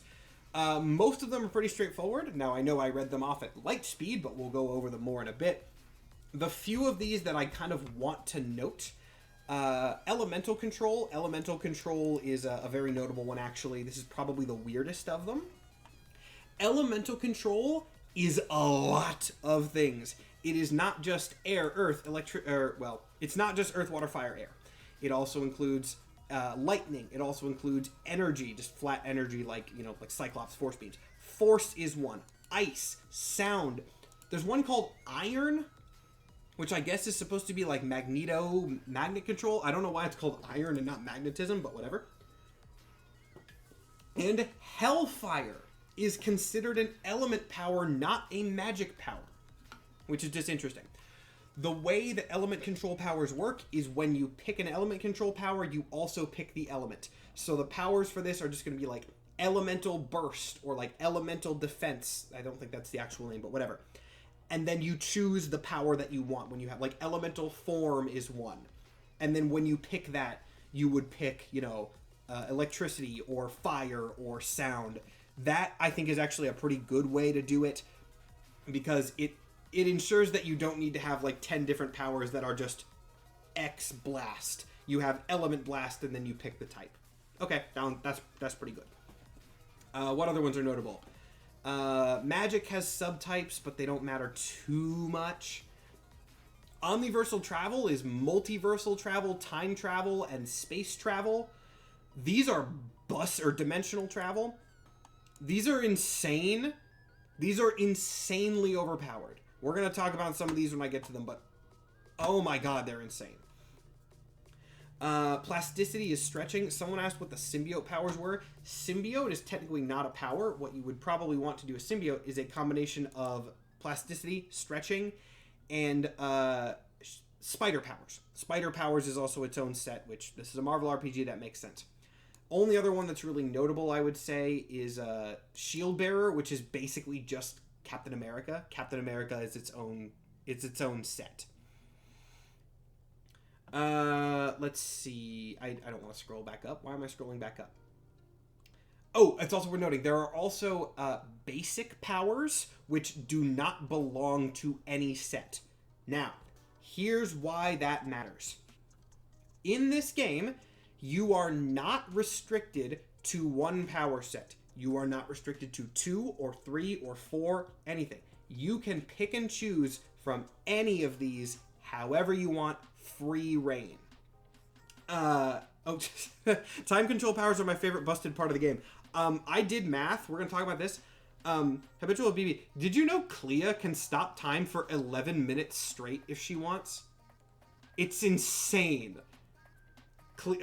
Technically Clea doesn't have the time stop power, but if you made Clea and gave her the time stop power, she can stop time for 11 minutes. It's wild. I actually have a rules clarification about that I'm really glad you're here for, because I want to ask you. I'm tempted to ask you now. You know what? Screw it. I want to ask now before I forget, and I know the dev is also still here, so in case they have to leave. These are the powers. I'm going to talk about these more in a second, but I'm skipping ahead to... pause time stop. I think it's called time stop. I don't remember the exact phrasing. Now again, I have a lot to talk about with this, but I want to talk about this before I forget. T is for time stop. Timeout? Timeout bubble? Timeout, that's what it's called. Okay, so this is a genuine question that I have that we had when we were making the character, so I'm really curious what this says. The duration of this power says 1 round per rank. It is a minimum of rank 4. Characters have to be rank 4 to take this power. When it says 1 round per rank, is it starts at 1 round at rank 4, 2 rounds at rank 5, 3 rounds at rank 6, or does it start at 4 rounds? Because that would be... Surely it's not starts at 4 rounds. Surely it's not. But the wording by the letter of the law is it's 1 round per rank. Or is it that you have to take the power multiple times and it buffs every time you take it? I'm genuinely... This is one of the biggest rules questions we had when making our characters. How does I'm gonna wait a sec. I'm sorry to put so much pressure on the dev here, but I'm really curious as to what the ruling on this is, because I have no idea. Because this is the thing where if it starts at 4 rounds, that's how like 6 level spellcasters can stop time for like 11 minutes straight. Because the text on this is just the character freezes time for everyone but themselves. During this period, they can act normally while everyone else is frozen in place. Such vague wording, so incredibly strong. It cannot start at 4 free rounds, because that's wild. That's wildly overpowered. Anyway, I'll scroll back up because it's going to take me a second to scroll here, but I'm so curious as to what the official ruling on that is. And you guys get why, right? Like, I'm not crazy. The official ruling by, letter of the law would be starting at 4. If it's 1 round per rank, characters rank 4. That's a great question, and one for Matt Forbeck. My interpretation is that it starts at 4 rounds, but it's fundamentally broken. Most likely a power that will get around it. Okay, yeah, that's what I was thinking. Because if it starts at 1 round at rank 4, that's not too bad. That's not too bad. It cannot start at 4. That's insane if it starts at 4. I'm sure that was just a case of strange wording. But yeah, that is interesting to see. I got ad break, 2 ads, 30 seconds. 30 seconds? Shouldn't be getting 30-second ad breaks. Man, I don't know what the heck my ad settings are. I've been sorry, I'm going to look at that really quick right now because I'm as you can probably tell from the overlay, I am trying to sort of make my streams a little bit better in quality. Also, to kind of make up for the fact that I'm adding ads on them, so you'll have to forgive some setup here. It says 3 minutes. It shouldn't. Yeah, it should be a minute. Oh well. Oh well. 3 ads actually. I got 3 15-second. Okay. For note, just got a second ad break. Okay, that's fine. As long as it's not too interruptive for you guys. I'm really curious. I'm going to run a poll on my Discord later as to whether you guys would prefer shorter ad breaks more often, which is what we're running now for clarification. It would not be more ad breaks than this. But I can have it as this, or I can have slightly longer ad breaks less often, you know? And I don't know which of those people would prefer. Anyway, that's an aside for now. Let's get back to the character creation. Is there any specific thing for fourth wall breakers, or is it a thing you have to go over with the narrator? There is a meta powers thing, but I believe it is like buffing and debuffing other people's powers. I don't think it is meta in the fourth wall break sense, or at the very least, it is not, or I've not seen that yet, but I'll find out in a minute. Anyway. Okay, what was I talking about before I got distracted by that time stop thing? Okay. Yes. This. So, as I was saying, in this game, there are no classes, there are no subclasses, there are these power sets. You are not restricted to any number of power sets. You can pick and choose however the heck you want, whatever from, I mean, there are prerequisites for some of them, but if you have the prerequisites, you can pull from as many sets as you want. But you can get bonus powers if you pull from less stuff. The way that it works is you take your character's rank. In Sleepwalker's case, it's 4, right? Now, I don't know what power sets we're going to be running from, but you subtract the number of power sets that you are running from your rank. If there are any numbers left over, you get that many extra powers. So let's say for Sleepwalker, we pull from magic and telekinesis, right? I don't know if that's what we're going to do, but that seems reasonable. So if we, as a rank 4 character, only pull from magic and telekinesis, 4 minus 2, we get to pick 2 extra powers. I think that's a good system. I do like that. I think that's a good way to incentivize thematics. And that's also why the basic powers matter. Remember how I mentioned earlier the basic powers don't count as anything? It does not count against power sets for the purpose of that, right? I think I know why it's 4, but it's just weird in the first place. If it was only 1 round, does it give you time to do 1 more action because it's over, or is it 2 actions? Yeah, the timeout power is insane. I get where they were going for, but it really needs rules clarifications because it is nuts. Okay, so with the powers set up, now we get to pick which powers we want. This is maybe my least favorite thing about this entire book. Now, I'm going to note, book, not system. All of the powers are in one giant alphabetical list. God, I wish they had organized them by type. I know they probably did not do that because you don't have to pick from certain sets, but they also do incentivize picking from specific sets. Oh my god. Oh my god. How many pages of powers are there? I'll be nice, I won't count this one that only has 2 on it. No, I will. I'm going to. 1, 2, 3, 4, 5, 6, 7, 8. I won't count the full page, or full art page. 9, 10, 11, 12, 13, 14, 15, 16, 17, 18, 19, and we are on the G's. 20, 21, 22, 23, 24, 25, 26, 27, 28, 29, 30, 31, 32, 33, 34, 35, 36, 37, 38, 39, 40, 41, 42, 43, 44, 45, 46, 47, 48. 48 pages of alphabetical powers.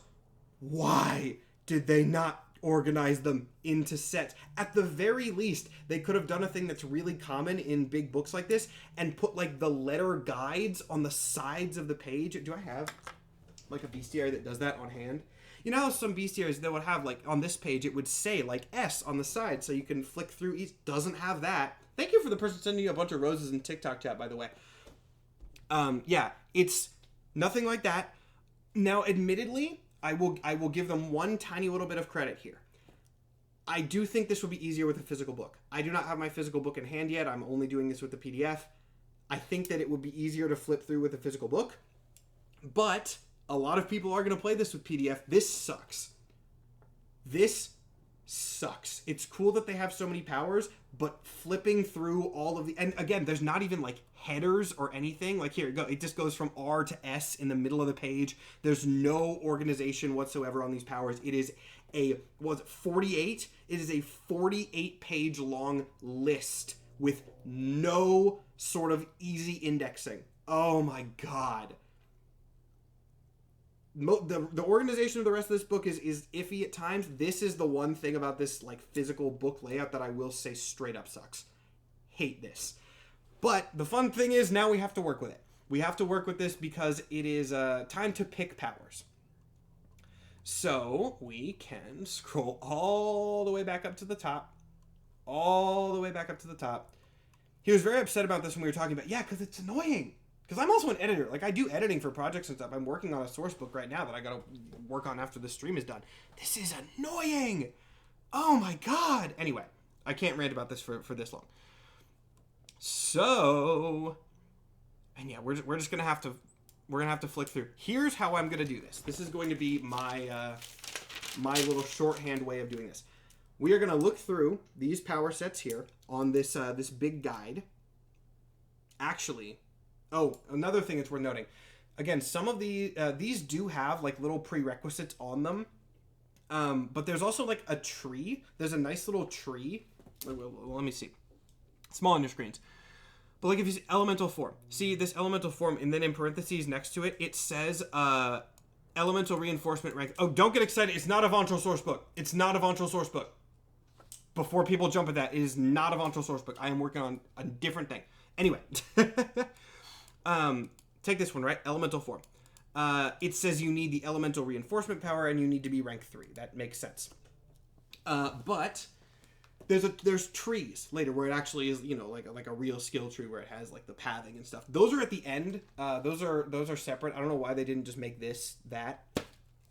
Regardless, what I'm going to do to make this a little easier on all of us, we're going to look through these right now. I'm going to write down all the ones I think might be good for Sleepwalker. We get 16 base. And we'll do bonuses later. And then we're going to scroll through and look at all of them. So, let's... Illusion might be viable, right? But let's look at those later. This is just going to take forever. This is... The way that the power system works, especially with how disorganized it is, this is my least favorite thing about... Well, this is my second least favorite thing about this system. The way that the system works, the way the powers work is fine, but just character creation for the powers is nightmarish. Anyway. Let's see. I want something that is a good one for Warp Gaze. And I think Telekinesis is a set, right? Telekinesis is probably what we're going to want. T is for Telekinesis. See, I wish I could just look through all the Telekinesis powers. I wish I could just look through them all right now, but I cannot do that. Telekinetic Attack, maybe. Telekinetic Attack. You know what? I will give this, actually, now that I'm realizing, this book is alphabetical, and these all start with telekinetic, so screw it. We are just going to go down and look at these. Is this book one of your things, or are you being paid by someone? Neither, actually. This book is not something I made. This is the official Marvel Multiverse RPG that is coming out in like 2 days. I got early access to it for my D&D group, as per the notes up here. The one-shot that we played will be going up on the DnDorks YouTube this Wednesday, if you would like to watch that. However, I'm also not getting paid. I got early access, but I am not getting any money for this. I have not signed a contract for this, so that's how you know this is fully my authentic thoughts, and that's why I'm, very open to criticizing it, is because this is my authentic thoughts. There's good, there's bad. I complimented the dice system very heavily, but the powers need some work. Anyway, we're going to scroll all the way down to the T's here. I meant the source book that you said you were working on. Oh, that makes more sense. I am getting paid for it. That's all I'm going to say. I'm not going to... It has not been officially announced yet. Yes, it has. It has been officially announced. I'm the second in command on Nathan's Tales from Kazalor source book. There. It's not a secret. It's not a secret. He announced that. I forgot he announced it very subtly. It hasn't been, formally announced, but he's talked about it. I have to go work on that after this, because I was supposed to get him stuff this weekend, and then this happened, this RPG happened, and I'm behind on stuff, so don't tell Nathan I'm behind on stuff. He knows, but I gotta go fix that. Anyway, okay, so, telekinetic attack. The character makes a logic attack against the melee defense of a character within 5 spaces. Just basic telekinetic attack. Oh, okay. I actually do want to talk one thing about before we get into the powers here. This is, there's 2 things in this that are a little bit different from 5e, and that's the important thing here. If you look at any of these powers here, you know how in 5e, and again, it's kind of hard to see because it's small on your screens, I'm sorry. The 5e would tell you what school of magic it is, what type of action it is, things like that. This says power set, prerequisites, that's not interesting, what type of action it can be, standard, reaction, movement, etc. Duration is interesting. Much like in 5e, there are concentration spells. This is one of the things I love about this system. I actually think that this would be a really cool thing to introduce into 5e. The way concentration works in 5e is you can concentrate on one thing at a time. If you take damage, you have to roll to see if you can maintain your concentration, and you can drop concentration or change it at any time. This, you can concentrate on one power at a time per rank. That is cool. The fact that you can concentrate on many things, like your ability to have more ongoing effects at a time rises as you are leveling up. That is very interesting, and I like that a lot. Now, to be fair, I don't know if 1 per rank is balanced, because thinking about it, concentrating on 6 at a time seems like a lot, but I have not played the system enough to know. Maybe concentrating on 1 power every 2 ranks would be better, so that you peak at 3. That's just an idea from me. Again, I have not played the system or read all the powers enough to know. But, maybe if people play this at home when it comes out and it seems too strong, maybe downscale it so that it's concentrate on 1 for every 2 ranks. Either way, I think this is a really cool idea. I think this is a very, very good idea for how to maintain concentration, and it just lets you do cooler stuff. So that's fun. Range is boring. I don't have to explain that. And then cost, 5 focus. I went over this a little bit when we were talking about base stats. This replaces your spell slots. Some spells will have cost, not all of them, but the cost is just from your focus pool. I believe your focus is your vigilant stat times 30. That's how you get your points there. And you can just spend your focus points to use your higher level or more complicated powers. That's fine. It's like key points from monks and whatever the other class is that uses points. I think there's another one. Maybe I'm thinking of Starfinder. But, that's the bit. And I think that's good. I like that. So now that we've gone through those, let's continue talking about, or trying to pick these powers. Telekinetic barrier, telekinetic crush, telekinetic grab, telekinetic manipulation. Now, to be fair, I think really all we're going to need for Sleepwalker is telekinetic powers, right? Like telekinetic barrier. Though,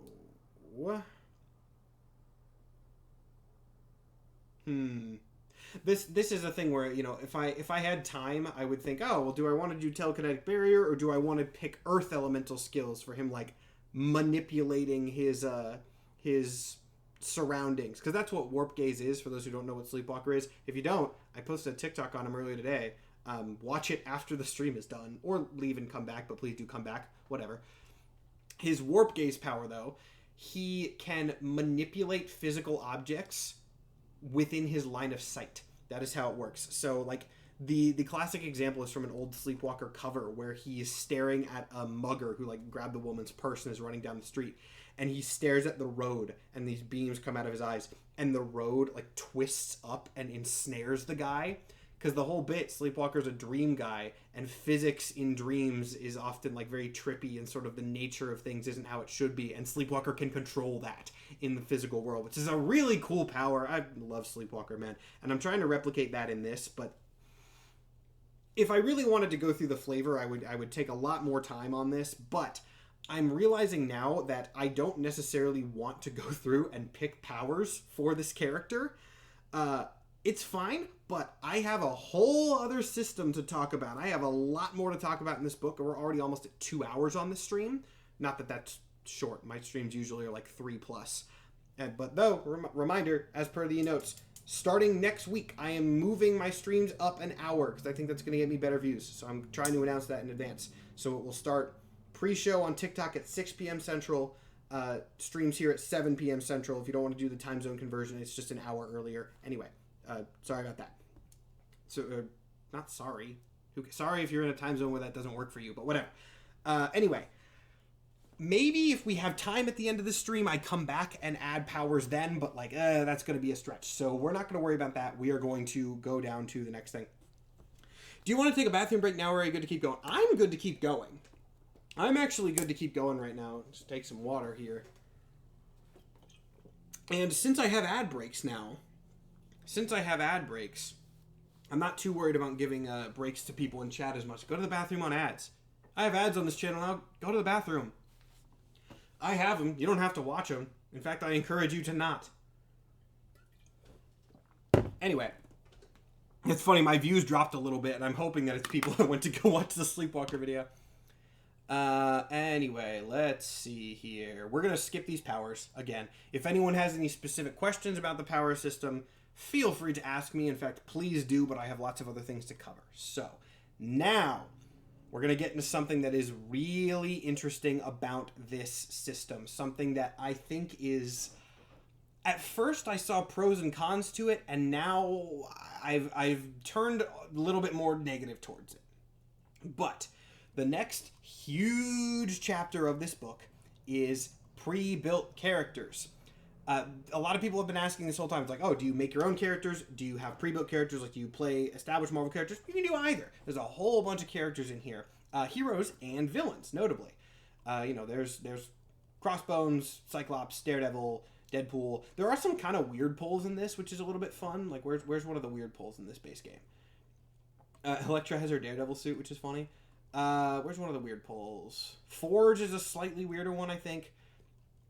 Oh, Giant Man Raz Malhotra is why Raz Malhotra Giant Man? Don't get me wrong, I love Raz, but like, it's so funny that Raz Malhotra Giant Man of all characters made it into this book. Anyway, let's go to a villain here. Oh, perfect. Gore the God Butcher. Gore the God Butcher. The villains in this book, hold on, someone did a shelf showcase. This is about to be a bigger rant, so let me do the shelf showcase while I'm thinking about it. Do I have something like Gore will... I have a big spear. I showed it earlier, but like Gore has a sword, I have a pole arm. That's relevant enough, right? Boom. Oh. I still love that transition. Can I grab... There we go. I just got this at Anime Fest yesterday. Raiden Shogun polearm. It is huge. So huge that it does not fit very well in my new square camera. But it's like 6 feet tall. I love it. It's very cool. And it actually, like, I didn't buy it for this, but it kind of fills out this little bit of negative space in the background of my set so nicely, right? Because now it's like, there was just a white shelf here. And now there's like a thing. There's a thing there. That's kind of cool. Anyway, there's that. Okay, so what was I saying? Oh, right. These characters in this pre-built character section are the only characters in this system. Someone said add at the worst possible time. I'm very sorry. That's going to be something that happened. Can you still... Oh, wait. Oh, okay. This is actually good. Can you still see me in the ads? Theoretically, you should be able to. It should, like, shrink my camera, and you can still see stuff even if you can't hear me. I don't know if it does that. They can't? Ugh. God, I hate ads. I really hate that I have to run those, but I need money, and if I'm trying to stream full-time, which I'm genuinely trying to start now, like... Well, I already do full-time, but, like, if I'm trying to stream full-time better, I need ads on the stream. So, it sucks. I'm sorry. I encourage you not to watch them. Heck, let's make that a bit. You know what? That could actually be really funny. I'm gonna make it a bit. Tell me what you guys do on the ad breaks, regardless. Like, skipping the ads. That'd be funny. Anyway, if everyone's back from ads, which I'm gonna wait for a second, because I do want people to hear this, because this is a very... important thing that I have to say about this system. This is maybe one of the biggest issues that I have with it. So I'm literally just going to talk for like another 20 seconds straight without saying anything important so that people come back from the ads. Ads ended. Great. Okay, cool. I will skip that because this is important. So these characters in this section are literally the only characters in the book. There are no dedicated enemies. There are no... there's some minions, but not much. There's no NPCs. There are bad guys in here. There's Gore. There's Green Goblin. But the bad guys are built on literally the exact same system that player characters are. And I guess the intent of this is that, you know, if you want to play as bad guys, which is interesting. That's what we did first. But there are no alternatives to this. This is also a question for the dev. Is that something that you're intending? Are you intending on doing non-player character sheet, like bosses or enemies, in future books? I would be curious to know that. If you can say. I don't know if that'd be something that you're allowed to say, but regardless. Now, when I first saw this, I thought this was interesting. I thought this was cool. But there are no powers that are enemy exclusive. There are no unique things. That one I can't say. Yeah, okay, I figured. Fair enough. There are no things unique to villains. And what this means is that character balancing is weird. Character balancing in this is so strange. Because, like this, Gore the God Butcher is a rank 6 character. But he's only one character, and he is the exact same as a level 6 character, theoretically, right? I'm sure he's a pretty well-built level 6 character, but we know this game already has some wild min-maxing potential. So he's a level 6 character. A party of level 6 characters kicks his ass. A party of level 5 characters probably kicks his ass. Heck, I haven't played this game enough to know, but I feel decently confident that a party of level 4 characters could probably kick Gore's ass if he's strong enough. Now, another way you could compensate for this, minions. This book has basically no minions. This book has, let's see if I remember them all off the top of my head. If not, I can scroll through. Hydra agents, AIM agents, SHIELD agents, Dora Milaje, which is a weirder minion pull, especially because this game incentivizes heroic groups, but, you know, that's probably fine. Also, thank you for the sub. I'm sorry your name went off the thing. I don't know if I'm going to be able to make my chat small enough to accommodate really long names. Sorry, but whatever. Oh, I lost count. Damn it. Hydra agents, AIM agents, SHIELD agents, Dora Milaje, vampires, Skrulls, and there's another one. There's another one that I can't... There's also average civilians, but I'm not counting that. I could just look. Hydra, AIM... Oh, hand ninjas. Hand ninjas. That's the other one. Those are the only minions in this book. All of those are level 1s, except vampires and Dora Milaje are rank 2, Skrulls are rank 3. Level 4, 5, 6 characters can one-shot level 1 minions so easily.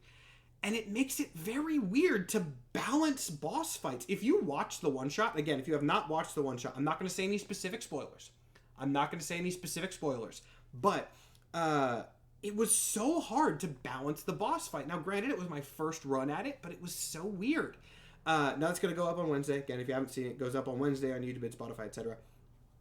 But yeah, it's the minions are so weak compared to the bosses, but the bosses are built the exact same as characters. It's very weird. I have never seen a system in which every character, every villain is built the same way as the heroes.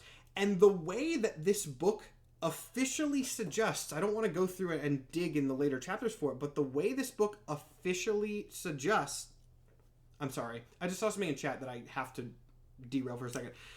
Phoenix says, hand ninjas just sound like knockoff Foot Clan from TMNT. The Foot Clan is actively intended as a parody of the Hands from Daredevil.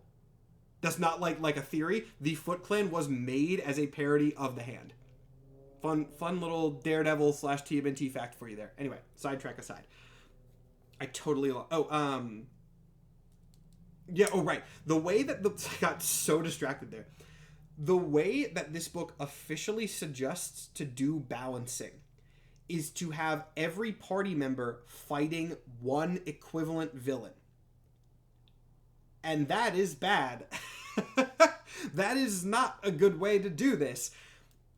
In some cases, maybe you can have like a Sinister Six, right? You can have like Venom, Kraven, Goblin. You know, yeah, that's you got a party of 3 spider people, Venom, Kraven, Goblin, done. That's your boss fight.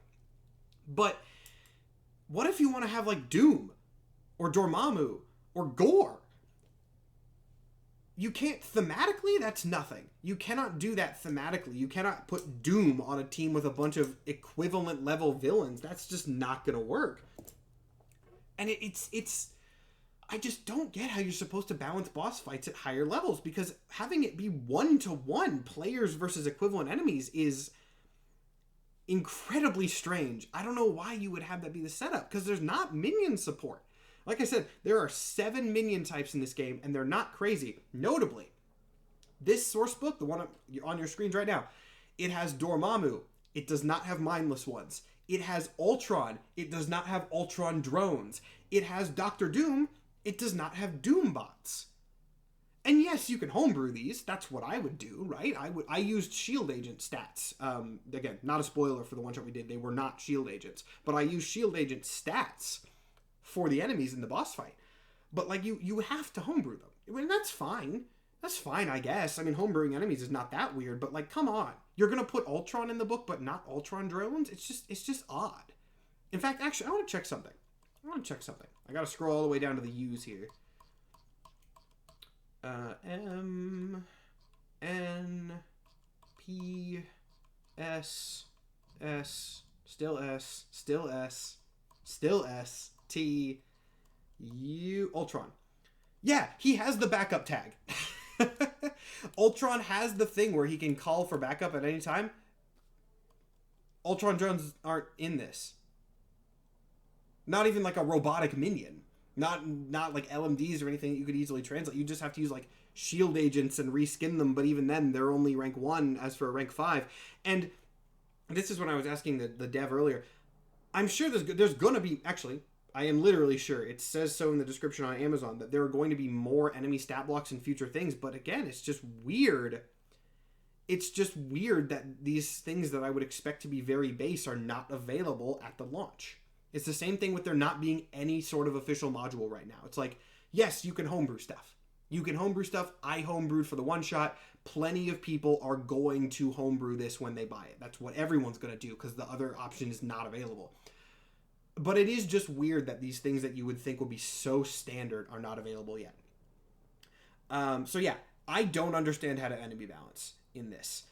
That is something that, of course, takes a lot of time. I mean, I've DM'd for a while, and I still don't entirely know how to enemy balance in 5e. But I just don't get it. I just don't get how enemy balancing is supposed to function. It's super janky from everything that I've seen. And the fact that no enemies have any sort of unique powers.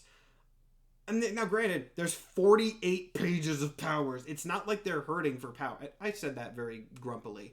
48 pages of powers is a good thing. I like having a lot of power options. My complaint is that it's not organized properly. But 48 pages of powers is a good thing. I shouldn't have phrased it as I did, or said that in the tone that I did. So, yes, there's no shortage of power options. It's just kind of odd. If anyone wants to look at the stats for any specific characters, like, now's the time to do that. There's a few more things in this book that I want to talk about, and then I'm just going to kind of open the floor for questions. But if anyone wants... I know someone mentioned Dr. Doom. Let's look at Dr. Doom stats. And then if anyone wants to see... And I'm not going to show you, like, all of them because I don't want to, give stuff away for free. I feel like Marvel would be mad at me if I did that. But I'm willing to show you a few. They did give me the book. I'll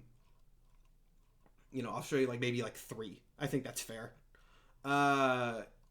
Here's Doom. He's a rank 5, not a rank 6, somewhat surprisingly. But, oh well. He's got very good stats here. Oh, this is actually something I totally skipped in character creation. That's my bad. I'm still learning. I'm still learning clearly. Yeah, we're going to backtrack a little bit. This is horribly organized now, but we're going to backtrack and talk about defensive stats, because I totally skipped that. That's on me. The way that you get defensive scores is you literally just take your stat and you add 10, and I do believe there are some things that will give you extras, like, you can get abilities that will buff these, surely. But this is your AC, your DC, whatever you want to call it, depending on if it's a player or an enemy. This is the number that you have to get on those 3d6 if you want to hit. Then there's also non-combat checks. If you don't know what non-combat checks means from me telling you the name, I don't know how to help you. And once again, that's just going to be like your basic stat, but then there's other things that you can get as a bonus. The damage, like I said, it's a multiplier. The multiplier is your rank. The base is your rank, correct. The multiplier for damage, the way that is calculated, it is the middle die times your rank plus any extra damage bonus modifiers they have. They have a bunch of other powers and things that can give you any modifiers, plus your basic ability score. So that's how that goes. Oh, also, yeah, Amy just put out a typo in this, which I don't mean to nitpick at all. I don't want to I only bring this up because it's funny. This book draws art from comic books, pulls art from comic books, draws art is weird phrasing, but it pulls art from various comics, and it does credit all the artists. Good. I mean, bare minimum good, but like that's good that they do that, except on the Gamora page. The Gamora page, the art credit does say art by Gamora on it, which is very funny. Now, again, not a real criticism. This is a 300-page book, and while I have not read it all, every single word, that's the only typo I found. So, like, again, I only bring that up because it's funny. I'm not nitpicking or saying this is badly edited, but Gamora having a art credit of herself is very funny. That's one of the funniest typos I've ever seen. Gamora's just that OP. Yeah, exactly. She also has a crazy melee bonus, which does make sense. And then, yeah, you can see these character pages. They are laid out slightly differently than the character creation ones, but they're essentially the same. You got your powers, traits, tags, stats. It just has this sort of extra thing of, like, history and personality. But this is totally playable, You can just pull this and play it, which is fun. Now, let's go on to the rest of the book. Scroll through all this stuff. So many characters.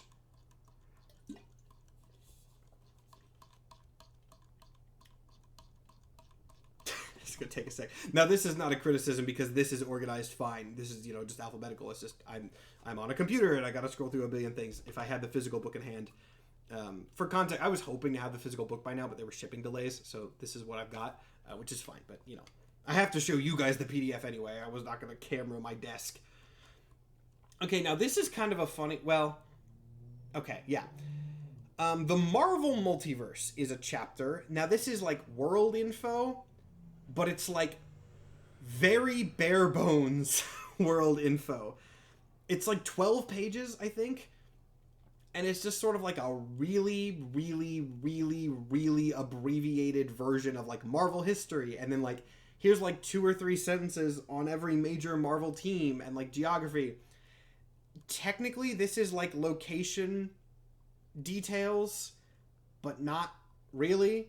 Most RPG things, and again, this is something you'd expect from a module, would have like more in-depth. Like, you would expect like, here's all the locations in New York City. Here's maybe a map of New York City. For this book, it's here's a quarter of a page on New York City, and it just like a sentence or two on a few notable locations. It's a little underwhelming. This book is a character creation book, right? That's something that I've kind of come back to over the course of this little review. This is a character creation system that is super bare bones on everything outside of that. Excuse me. Everything outside of that. which is a little disappointing, especially because, again, there is no module available for this. You have to homebrew everything. The first adventures for this do not come out until November, mid-November. So how many characters are in this? I'm guessing not every character. A bunch, of course not every, and I do know they're making more. There's a Spider-Verse expansion coming out, there's an X-Men expansion coming out, and then there's an adventure book that's also going to have characters in it. I think the adventure is Kang themed, so it's probably going to be a bunch of Avengers characters, but also just miscellaneous. Anyway, yeah, the locations are like, it's not much. It's very much a thing where it's like, if you're the type of person to buy this book, you're already going to know most of this information. And if you don't know much of this information, this is not enough to help you. There's one adventure at launch on Roll20's platform. Really? Is it Roll20 exclusive? Is it a Roll20 exclusive adventure? That's... I'm gonna... Before I comment on that, I want that confirmed so I don't say things that aren't true. But yeah, this is not much. It's fine. It's, you know, it's bare bones. I don't have anything to say about this. It's bare bones. You know, just basic world stuff.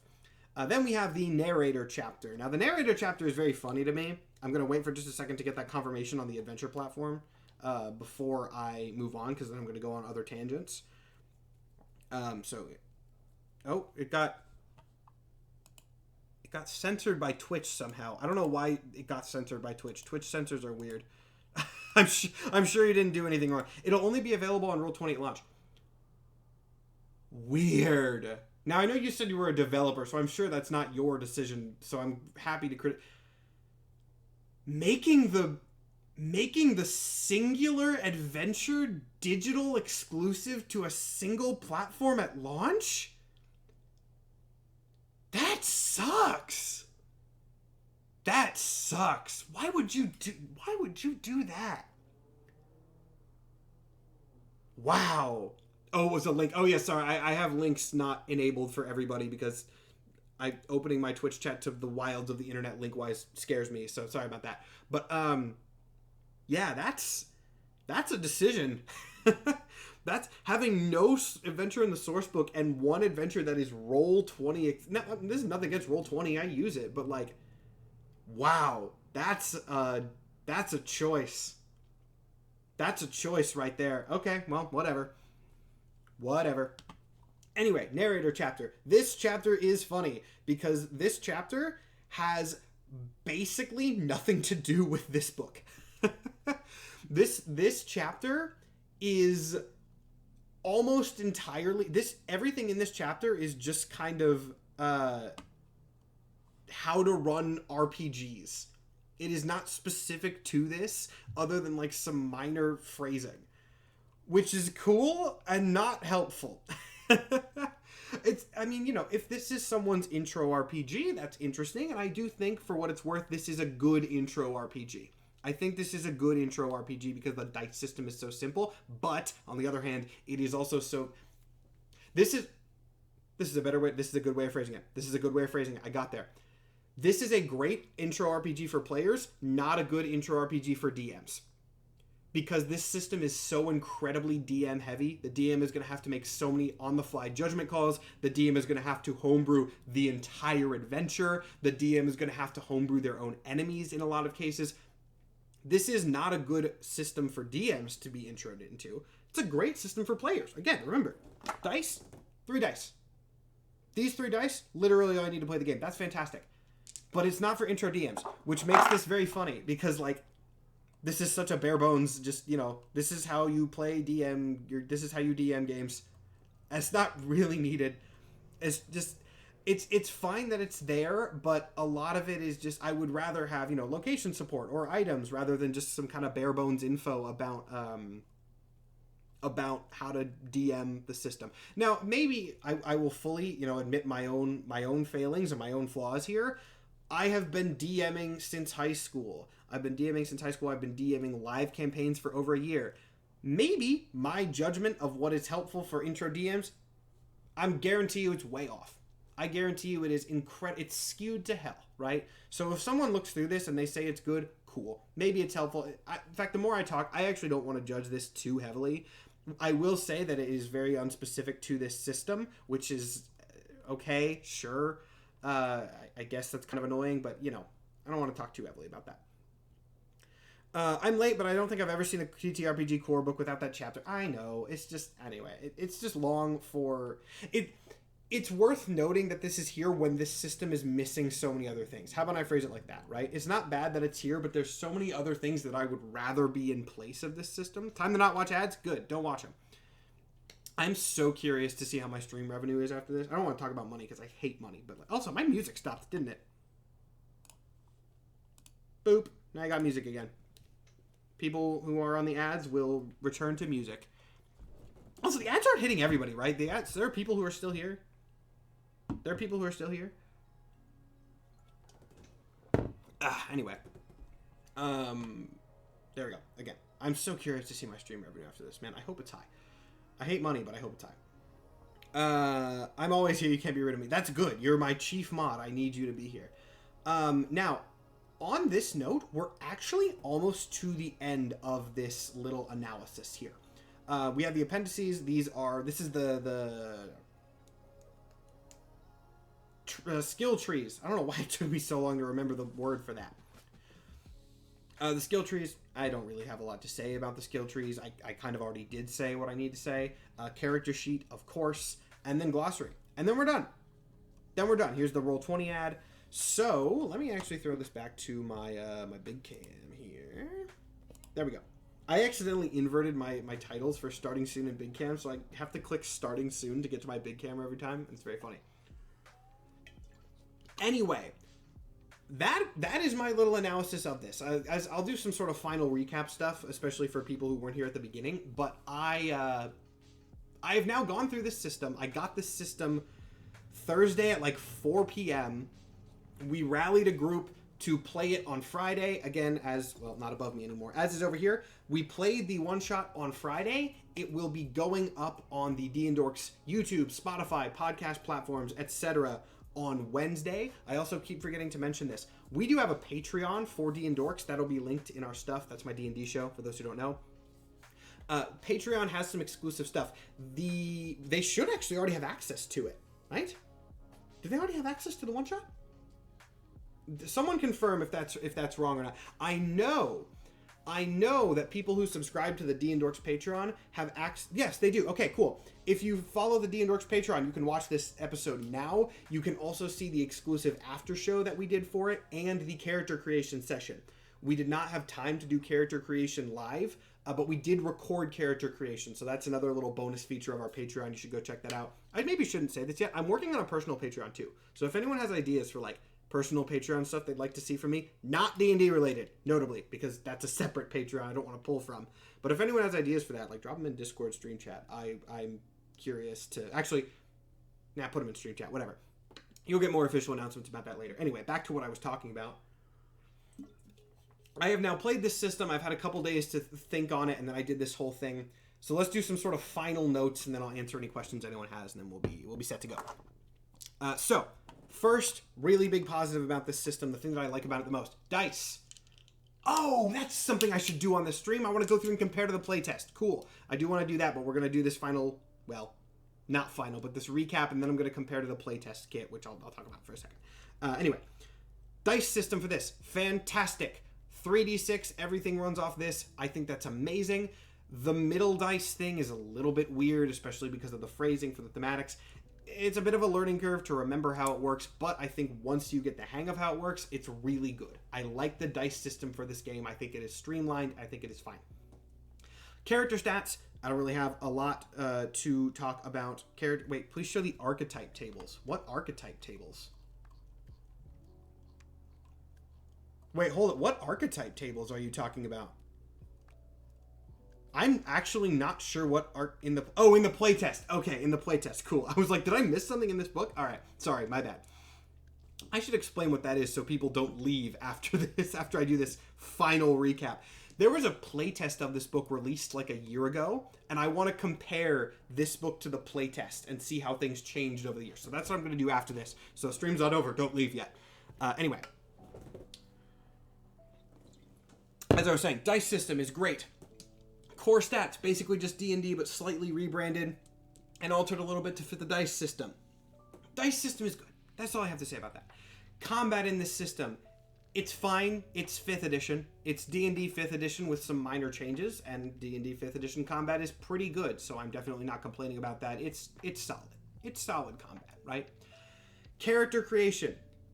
This book is a character creation book. It is less a full system and more of a character creation book with different dice. That is not fully a criticism. It is just a note that one of my bigger criticisms of this book is that it lacks support for other things. It does not have items. It does not have locations. It does not have NPCs. It does not have a lot of things like that. And as I've said many times, it does not have a module. That sucks. It is wild to me that this game does not have a launch module. The first modules are releasing in November, except, as I was informed today, one module that is digital exclusive to Roll20's platform and paid separately. I don't like that. I guess it's good that there's one available, but it's such a weird thing. It's such a weird thing that it is the only module available is that. Spinning out of that, another negative comment that I have on this, though I guess it's really neutral trending negative. This is a hugely DM-heavy system. Now, the reason I say that is neutral trending negative is because if you have a DM who is very engaged, like admittedly I am, I don't mean that in an arrogant way, I mean that because I'm a nerd. I'm a huge Marvel nerd, and so I'm obviously engaged in this. If you have a DM that is willing to put in the work and do a ton of homebrew and a ton of rules deciding, the system's good. But you need a DM who is willing to do that. And if your DM is not enthusiastic about that, I would not recommend this system. Enemy balancing is janky. That's something DMs are going to need to do. Storyline, at least for now, is pretty much something DMs are going to need to do entirely. The rules for a bunch of powers are incredibly vague. That is something that the DM is going to have to make constant decisions on. And min-maxing is going to be a problem.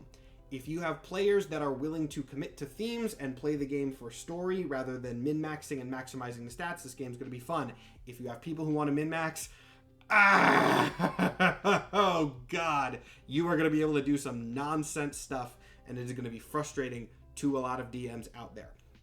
So, that's basically my final thoughts on this system. I'm sure people are going to ask me, like, what's your thoughts on it 1 through 10? And I don't know. I don't like ranking things 1 through 10. Especially in this case, because, as I've said, this lives and dies by the engagement of the players. It lives and dies by how willing they are to play a storytelling game, not a fighting game. This is not a game for fighting and combat mechanics. It is a game for... This is a phrasing that I used that I like. I don't know if people who are, like, more involved in the game are going to be mad at me for this. I think it's true, though. And I don't mean it as a negative. Before I say it, I don't mean this as a negative at all. This is less of a unique game system than it is a character creation system for fanfiction. Again, not a negative. I do not mean that as a negative at all. I do not mean to belittle fanfiction in any sense, but that is what this system is. It is not a fully fleshed out game system for tabletop RPGs. It is a set of base guidelines for character creation so that people who are already interested in telling their own Marvel stories have a way to do that. Again, not a criticism. I can't say that enough. It is not a criticism of the system. It's just that's what it is. If I had to summarize this system in a blurb, that is what I would say. So if that is something that interests you, pick it up. If you have a group of people that are interested in that type of thing, pick it up. This system is probably something that you will enjoy. Now, as a last little thing, let's go through and compare the playtest kit. I want to compare. Also, if you have any questions about the system, ask those now. This is going to just kind of be, playtest kit comparison and questions for the rest of the stream. For context, since we're sort of in the wrap-up stage here, for those who are new to this channel, welcome. I do a lot of stuff on here, and I'm trying to set up more. Usually my streams run for minimum 3 hours. This one is probably going to run a little short, just because, I came to this stream wanting to talk about this, and I've pretty much said my piece on this, so I'm not going to, stretch to meet that 3 hour limit. I just want to, take 10, 15 minutes, go over the playtest kit. I think it's going to be interesting, but we're not going to spend another hour on that. And then we'll be good. I'm going over a bag that's on the ground. And I think it's over here somewhere. I just had it. No, there it is. We're good. Found it. Okay. Anyway. Let's compare some stuff with it. This is a playtest kit. It was released a year ago. It's much smaller. It is very much smaller than the other book, which is fine. Again, not a criticism. So, dice. I know I was told by the dev to look at the archetypes tables. I will look at that. I want to look at the dice system first, and I want to see if that has changed. So, we're going to scroll all the way up to the dice. Wait for that to load. I think I broke it. There we go. Okay. Scrolling back 300 pages, this PDF did not like that I did that. Okay, so here's these for note. I have looked at this source book, this playtest, but it has been basically a year, so this is going to be interesting to see. The dice. You need 3d6 to play, ideally one of them with a different color than the other two. This is the first. Okay, core mechanics, same chapter. Let's see. If you roll a 1 on the Marvel die and anything other than a pair of 1s on the other dice, that's a fantastic roll. A pair of 1s? Shouldn't that be a pair of 6s? Oh, no, this is new. Hold on. This is new. This is a thing that did change. Interesting. Okay. Okay, so this is something that has actually switched. Fascinating. All right, let me explain this. So, we found a little nugget of information right at the end here. Fantastic failure is something I actually do have thoughts on that I entirely forgot to talk about. So, it says, believe it or not, it's possible to get a fantastic roll. That means a 1 on that mid die, a crit on the roll, and fail the action check. What that means is you get a lower total number than you need to. Say, even though the 1 counts as a 6, if you roll 1, 1, 1, that's going to be a total of 8, right? Maybe that's not enough to get you the roll. Now this says, if you get a fantastic roll and your result is less than the target number, that's a fantastic failure. This sucks. This is another thing that I don't like about the system because, I'm sorry, this is lazy. Unlike with a fantastic success, there are no set standards for how to handle a fantastic failure. Instead, the extra effect is left up to the player. They get to suggest an idea for a special something on the spot. If the narrator approves it, it happens. Example, our shield agent feels like they're on a roll and they try to punch an aim scientist. This time the player rolls 1m1, counting the m's as 6 and totals up to 8. Blah, blah, blah, blah, blah, skip. It's a myth. It's a miss. I can't talk. However, because the action check includes a fantastic result, something good still happens.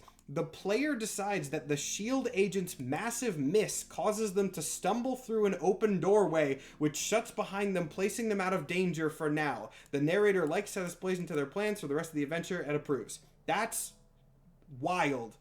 That they literally just put in a mechanic in this game that's make it up. It's you. The game system said you guys do it, and that's incredibly funky. It goes back to the point that I've made a billion times, which is this game lives and dies by the DM, and it lives and dies by how much your players want to tell stories. Min-maxers can abuse this system like crazy. Now, the DM can deny it, but, that's wild. That's wild. It's weird. It's weird that the players just get to decide something nebulously good that happens, even in combat. The example they use is an attack. If it was an action check outside of combat, okay, maybe. But, in combat, you just get to make up something? That's going to make combat balancing even harder on the DM. It's janky. But this is an interesting little change. The playtest did not have this fantastic failure. The playtest has this. I lost it. I had it on my page, and I don't know where it went. There we go. Okay. If you roll a 1 on 3 dice, so if you roll 1, 1, 1, that is a botched roll. Count the Marvel die as a 1, and your roll equals 3, and you auto-fail. So you had a super crit, and then you had a super failure, which I get why that was changed. Getting a super failure would probably be funny in some cases and incredibly annoying at others, and I do get how that is the case. Now, this is the other thing that is a notable change. I think this is the last thing we're going to cover tonight. And then I do have like stream announcements and stuff, so stick around. Archetypes. This is what the dev wanted me to talk about. Archetypes seem like they are classes in a sense. I'm going to read this exactly. I don't have this on PDF. I probably could find it, but I won't take the time. I'm just going to read it out for you. Many types of superheroes and villains inhabit the Marvel Universe. This is all this flavor. Two characters can have similar powers, yet totally different archetypes. A character's powers describe the amazing things they can do. Their archetype determines the way they can use those powers. There are 6 archetypes. Blaster, Bruiser, Genius, Polymath, Protector, and Striker. I'm also noticing on the same page, this goes up to a 20 level system. The 6 rank system is a change. This changed more from the playtest than I thought it did. That's interesting. That is very interesting. Anyway, so the archetypes, okay, that was just an overview of them. What do they actually do? Origin seems to be basically the same, but there are more options in the full book, of course. Those tables are the bane of my existence. I haven't looked at the tables yet, so I'm curious to get there. Professions are the same. Traits seem functionally the same. Tags are new. I'm not seeing any rules on tags in this playtest. Initiative is... Does it say where initiative... Maybe, I don't know if initiative runs off the same stat, but whatever, that's a minor thing. I want to get to these archetype tables. Archetype. We talked with the narrator and decided the team we're going to play could use a striker. Okay. So these are classes. These are classes, which is something that this system just did away with entirely. Which I think is probably... Oh my god. Oh my god. Whoa. I just got to the tables. I just got to the tables. I see what you mean, because the tables look like this. Jesus Christ. Oh my god. Yeah, I'm going to leave it on big camera because I'm like doing this now. That's... Oh my god. So this has... Okay. This has the level, the rank, whatever you want to call it, the stat boost. 6 things for each stat boost. Fight damage, range damage, health, and focus. Okay, so this... Okay, you know what? I'm going to say it. This system seems way better than the playtest. I do think that they improve. I admittedly didn't play this because I don't have friends. But this... Oh, it seems like an improvement. Oh my god. So these are stat determiners. These give you stat bonuses, and they determine your health and your focus. So they determine your stat bonuses, your HP, your damage. Oh my goodness, that's... Now, and it does look like they don't determine your powers. You can still pick powers from whatever you want, but they determine your stats. I'm very glad that they did away with that. That's insane. That is insane, man. Oh my goodness. Those are so many numbers. All right, wow. Well, okay, you know what? I feel comfortable enough saying that this is an improvement. I feel comfortable enough saying that this is definitely an improvement from the playtest. I also think the character sheets look a little better. I think the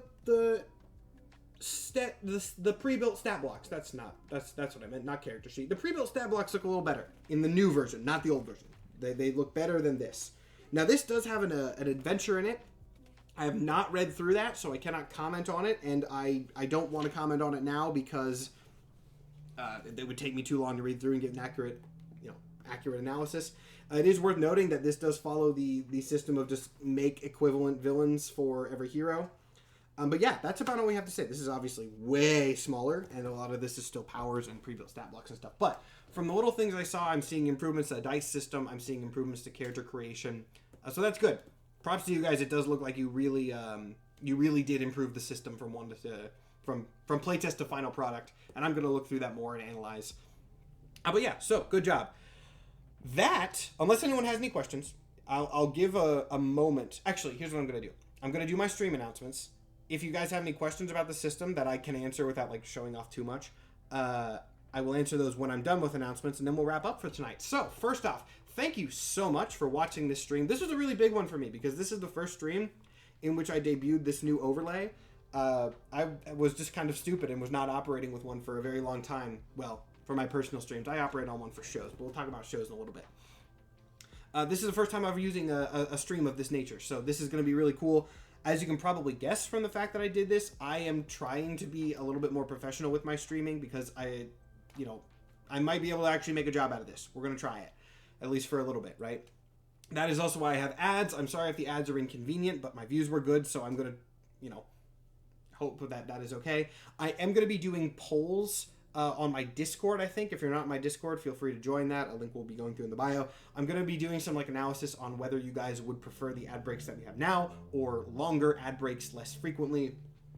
My goal, of course, is to make this as convenient as I can for you because, as I said earlier, I don't like having ads in the same way that I don't like injecting myself with insulin every day. It's not fun, but if I don't do it, I die. That's the sort of system and ethos I'm going into enabling ads on my channel is. It's also worth noting, I don't know if we're going to have ads on DnDorks. I am evaluating that and talking to the cast right now. That is something that I am considering changing. We'll see. I have no idea if we're going to have them or not, and I have time to see if that's going to be the case. Speaking of DnDorks, that is the main thing that gets views on this channel, at least up to now. DnDorks is my Dungeons & Dragons show. It is the thing that allowed me to do this cool stream talking about the Marvel RPG. We're in actually a great time to jump on DnDorks right now, maybe the best time. We started that show in April of 2022, so just over a year ago, and up until a week ago, like a week and a half ago, we were doing mostly one arc. We did a 3-episode mini-series in there, but everything was one arc called Symmetry that we just ended a week and a half ago. We had the finale of that. So that means 2 cool things. Number 1, that series, all of it, is available entirely for free on YouTube and Spotify and other podcasting platforms. It is hours and hours, it is days. It is days worth of content. Now, forgive us, it's not very good at the beginning, production value wise, but we have improved it over the years, and we're going to be over the months, and we are going to be improving it going forward into our new series. DnDorks is usually on Fridays on this channel at 6 p.m. Central Time. We are not going to have an episode this upcoming Friday, though, because we are in mid-season. The next episode, as per the new little announcements thing that's on my overlay, starts August 11th. It is an 8-episode limited series DM'd by famous TikToker Panda Red, his first time DMing ever. It is a cowboys and pirates themed world, entirely homebrew of his own design. I have been the DM up to this point. Don't think I officially said that. I have been the DM. Panda's taking over for a bit. I'm still on the show. It's on my Twitch channel. I'm going to be a player, and it's going to be very fun. I'm really looking forward to it. And most importantly for you all, it is an entirely new thing. We've been doing the show for over a year. Outlaws of the Seven is unconnected to anything that we have seen or that you have seen before. So if you want to jump onto the show, watch it live, and not have to do any sort of things with precedent, great time to do that. Again, August 11th. Of course, like I said, the whole of the last series is available for free on YouTube and Spotify, and it's good, so you should go watch it. Speaking of other things that are available on YouTube and Spotify, also per this, last Friday, we did do a one-shot of this Marvel Multiverse RPG. We had a fun time with it. We had like a day to prepare it, but it was fun nonetheless. That will be going up for free on YouTube, Spotify, other podcasting platforms this Wednesday. But we also have a Patreon. DnDorks has a Patreon where you can watch the new episodes early. I believe they go up on Sundays. We also have after shows for every episode that are Patreon exclusive. And for this Marvel one-shot, we also recorded our character creation session, which is like an extra hour and a half to 2 hours, something like that, of content for you guys. That will also be linked going through the chat. It's in my link tree on TikTok as well. I am also working on my own Patreon. I mentioned this casually earlier, and you'll get more official announcements for it soon. If you guys have ideas for what you would like to see from my Patreon, not DnDorks related, I'm trying to have not overlap between the two, but I'm trying to work on my own Patreon. If you have ideas, please let me know in my Discord. One last announcement for me. I usually stream on Monday, Wednesday, Friday, and Saturday. I have shows and regular things that happen, but I'm in the middle of sort of overhauling my Twitch and getting things more professional, so just know that shows are coming, new ones and returning old ones, but I'm working on that, so I don't want to fully announce anything yet. But one thing that I do 100% want to announce now, starting next week, which will be next Monday, I don't know what day of the week that'll be. Next Monday, my usual streams are going to be moving up an hour. I'm going to be testing that time. They will be starting at 7 p.m. Central Time with my TikTok live pre-show at 6 Central Time. Usually they start at 8 with the TikTok at 7 if you don't want to do the time zone conversion. It's just an hour earlier. That will not necessarily affect the length. Usually my streams are 3-hour minimum, somewhere between 3 and 4 hours. This one, as I said, was a little bit shorter because I went in with the express goal of talking about this RPG system, and we pretty much did everything that we need to in like 2 hours 40, something like that, so I don't need to stretch it out any longer. Otherwise, though, I do think that is pretty much all the announcements that I have for you guys. I did post TikToks today on both of my channels, so if you want to go watch those, that'd be cool, but I'm not going to lie. TikTok exists now to pull people over to my Twitch, where I do better content and get paid more for it. So, I believe that is it, and with that, we are going to end this stream off. Oh, I lied. One more thing that I do want to talk about. Another thing that I am doing as part of my Twitch overhaul is I am not overhauling, but improving my YouTube and making that a better repository for Twitch VODs. Because if you go through and watch like an old stream that I did on Twitch, I don't get paid for that. It sucks. I don't get ad revenue from it. I don't get any sort of algorithm points or promotion. It's nothing. If I just put them on YouTube, then I can maybe get a little bit of better stuff off of that. So this stream is going to be available for at least a couple days, but I am working on overhauling my YouTube, getting some old VODs that are not uploaded there yet uploaded. That'll be happening this week. This stream will eventually be moved over there. More announcements to come on that once I finalize stuff, but just know that it's happening. And on that note, I do believe that is everything I have to say. So thank you again one more time for everybody showing up.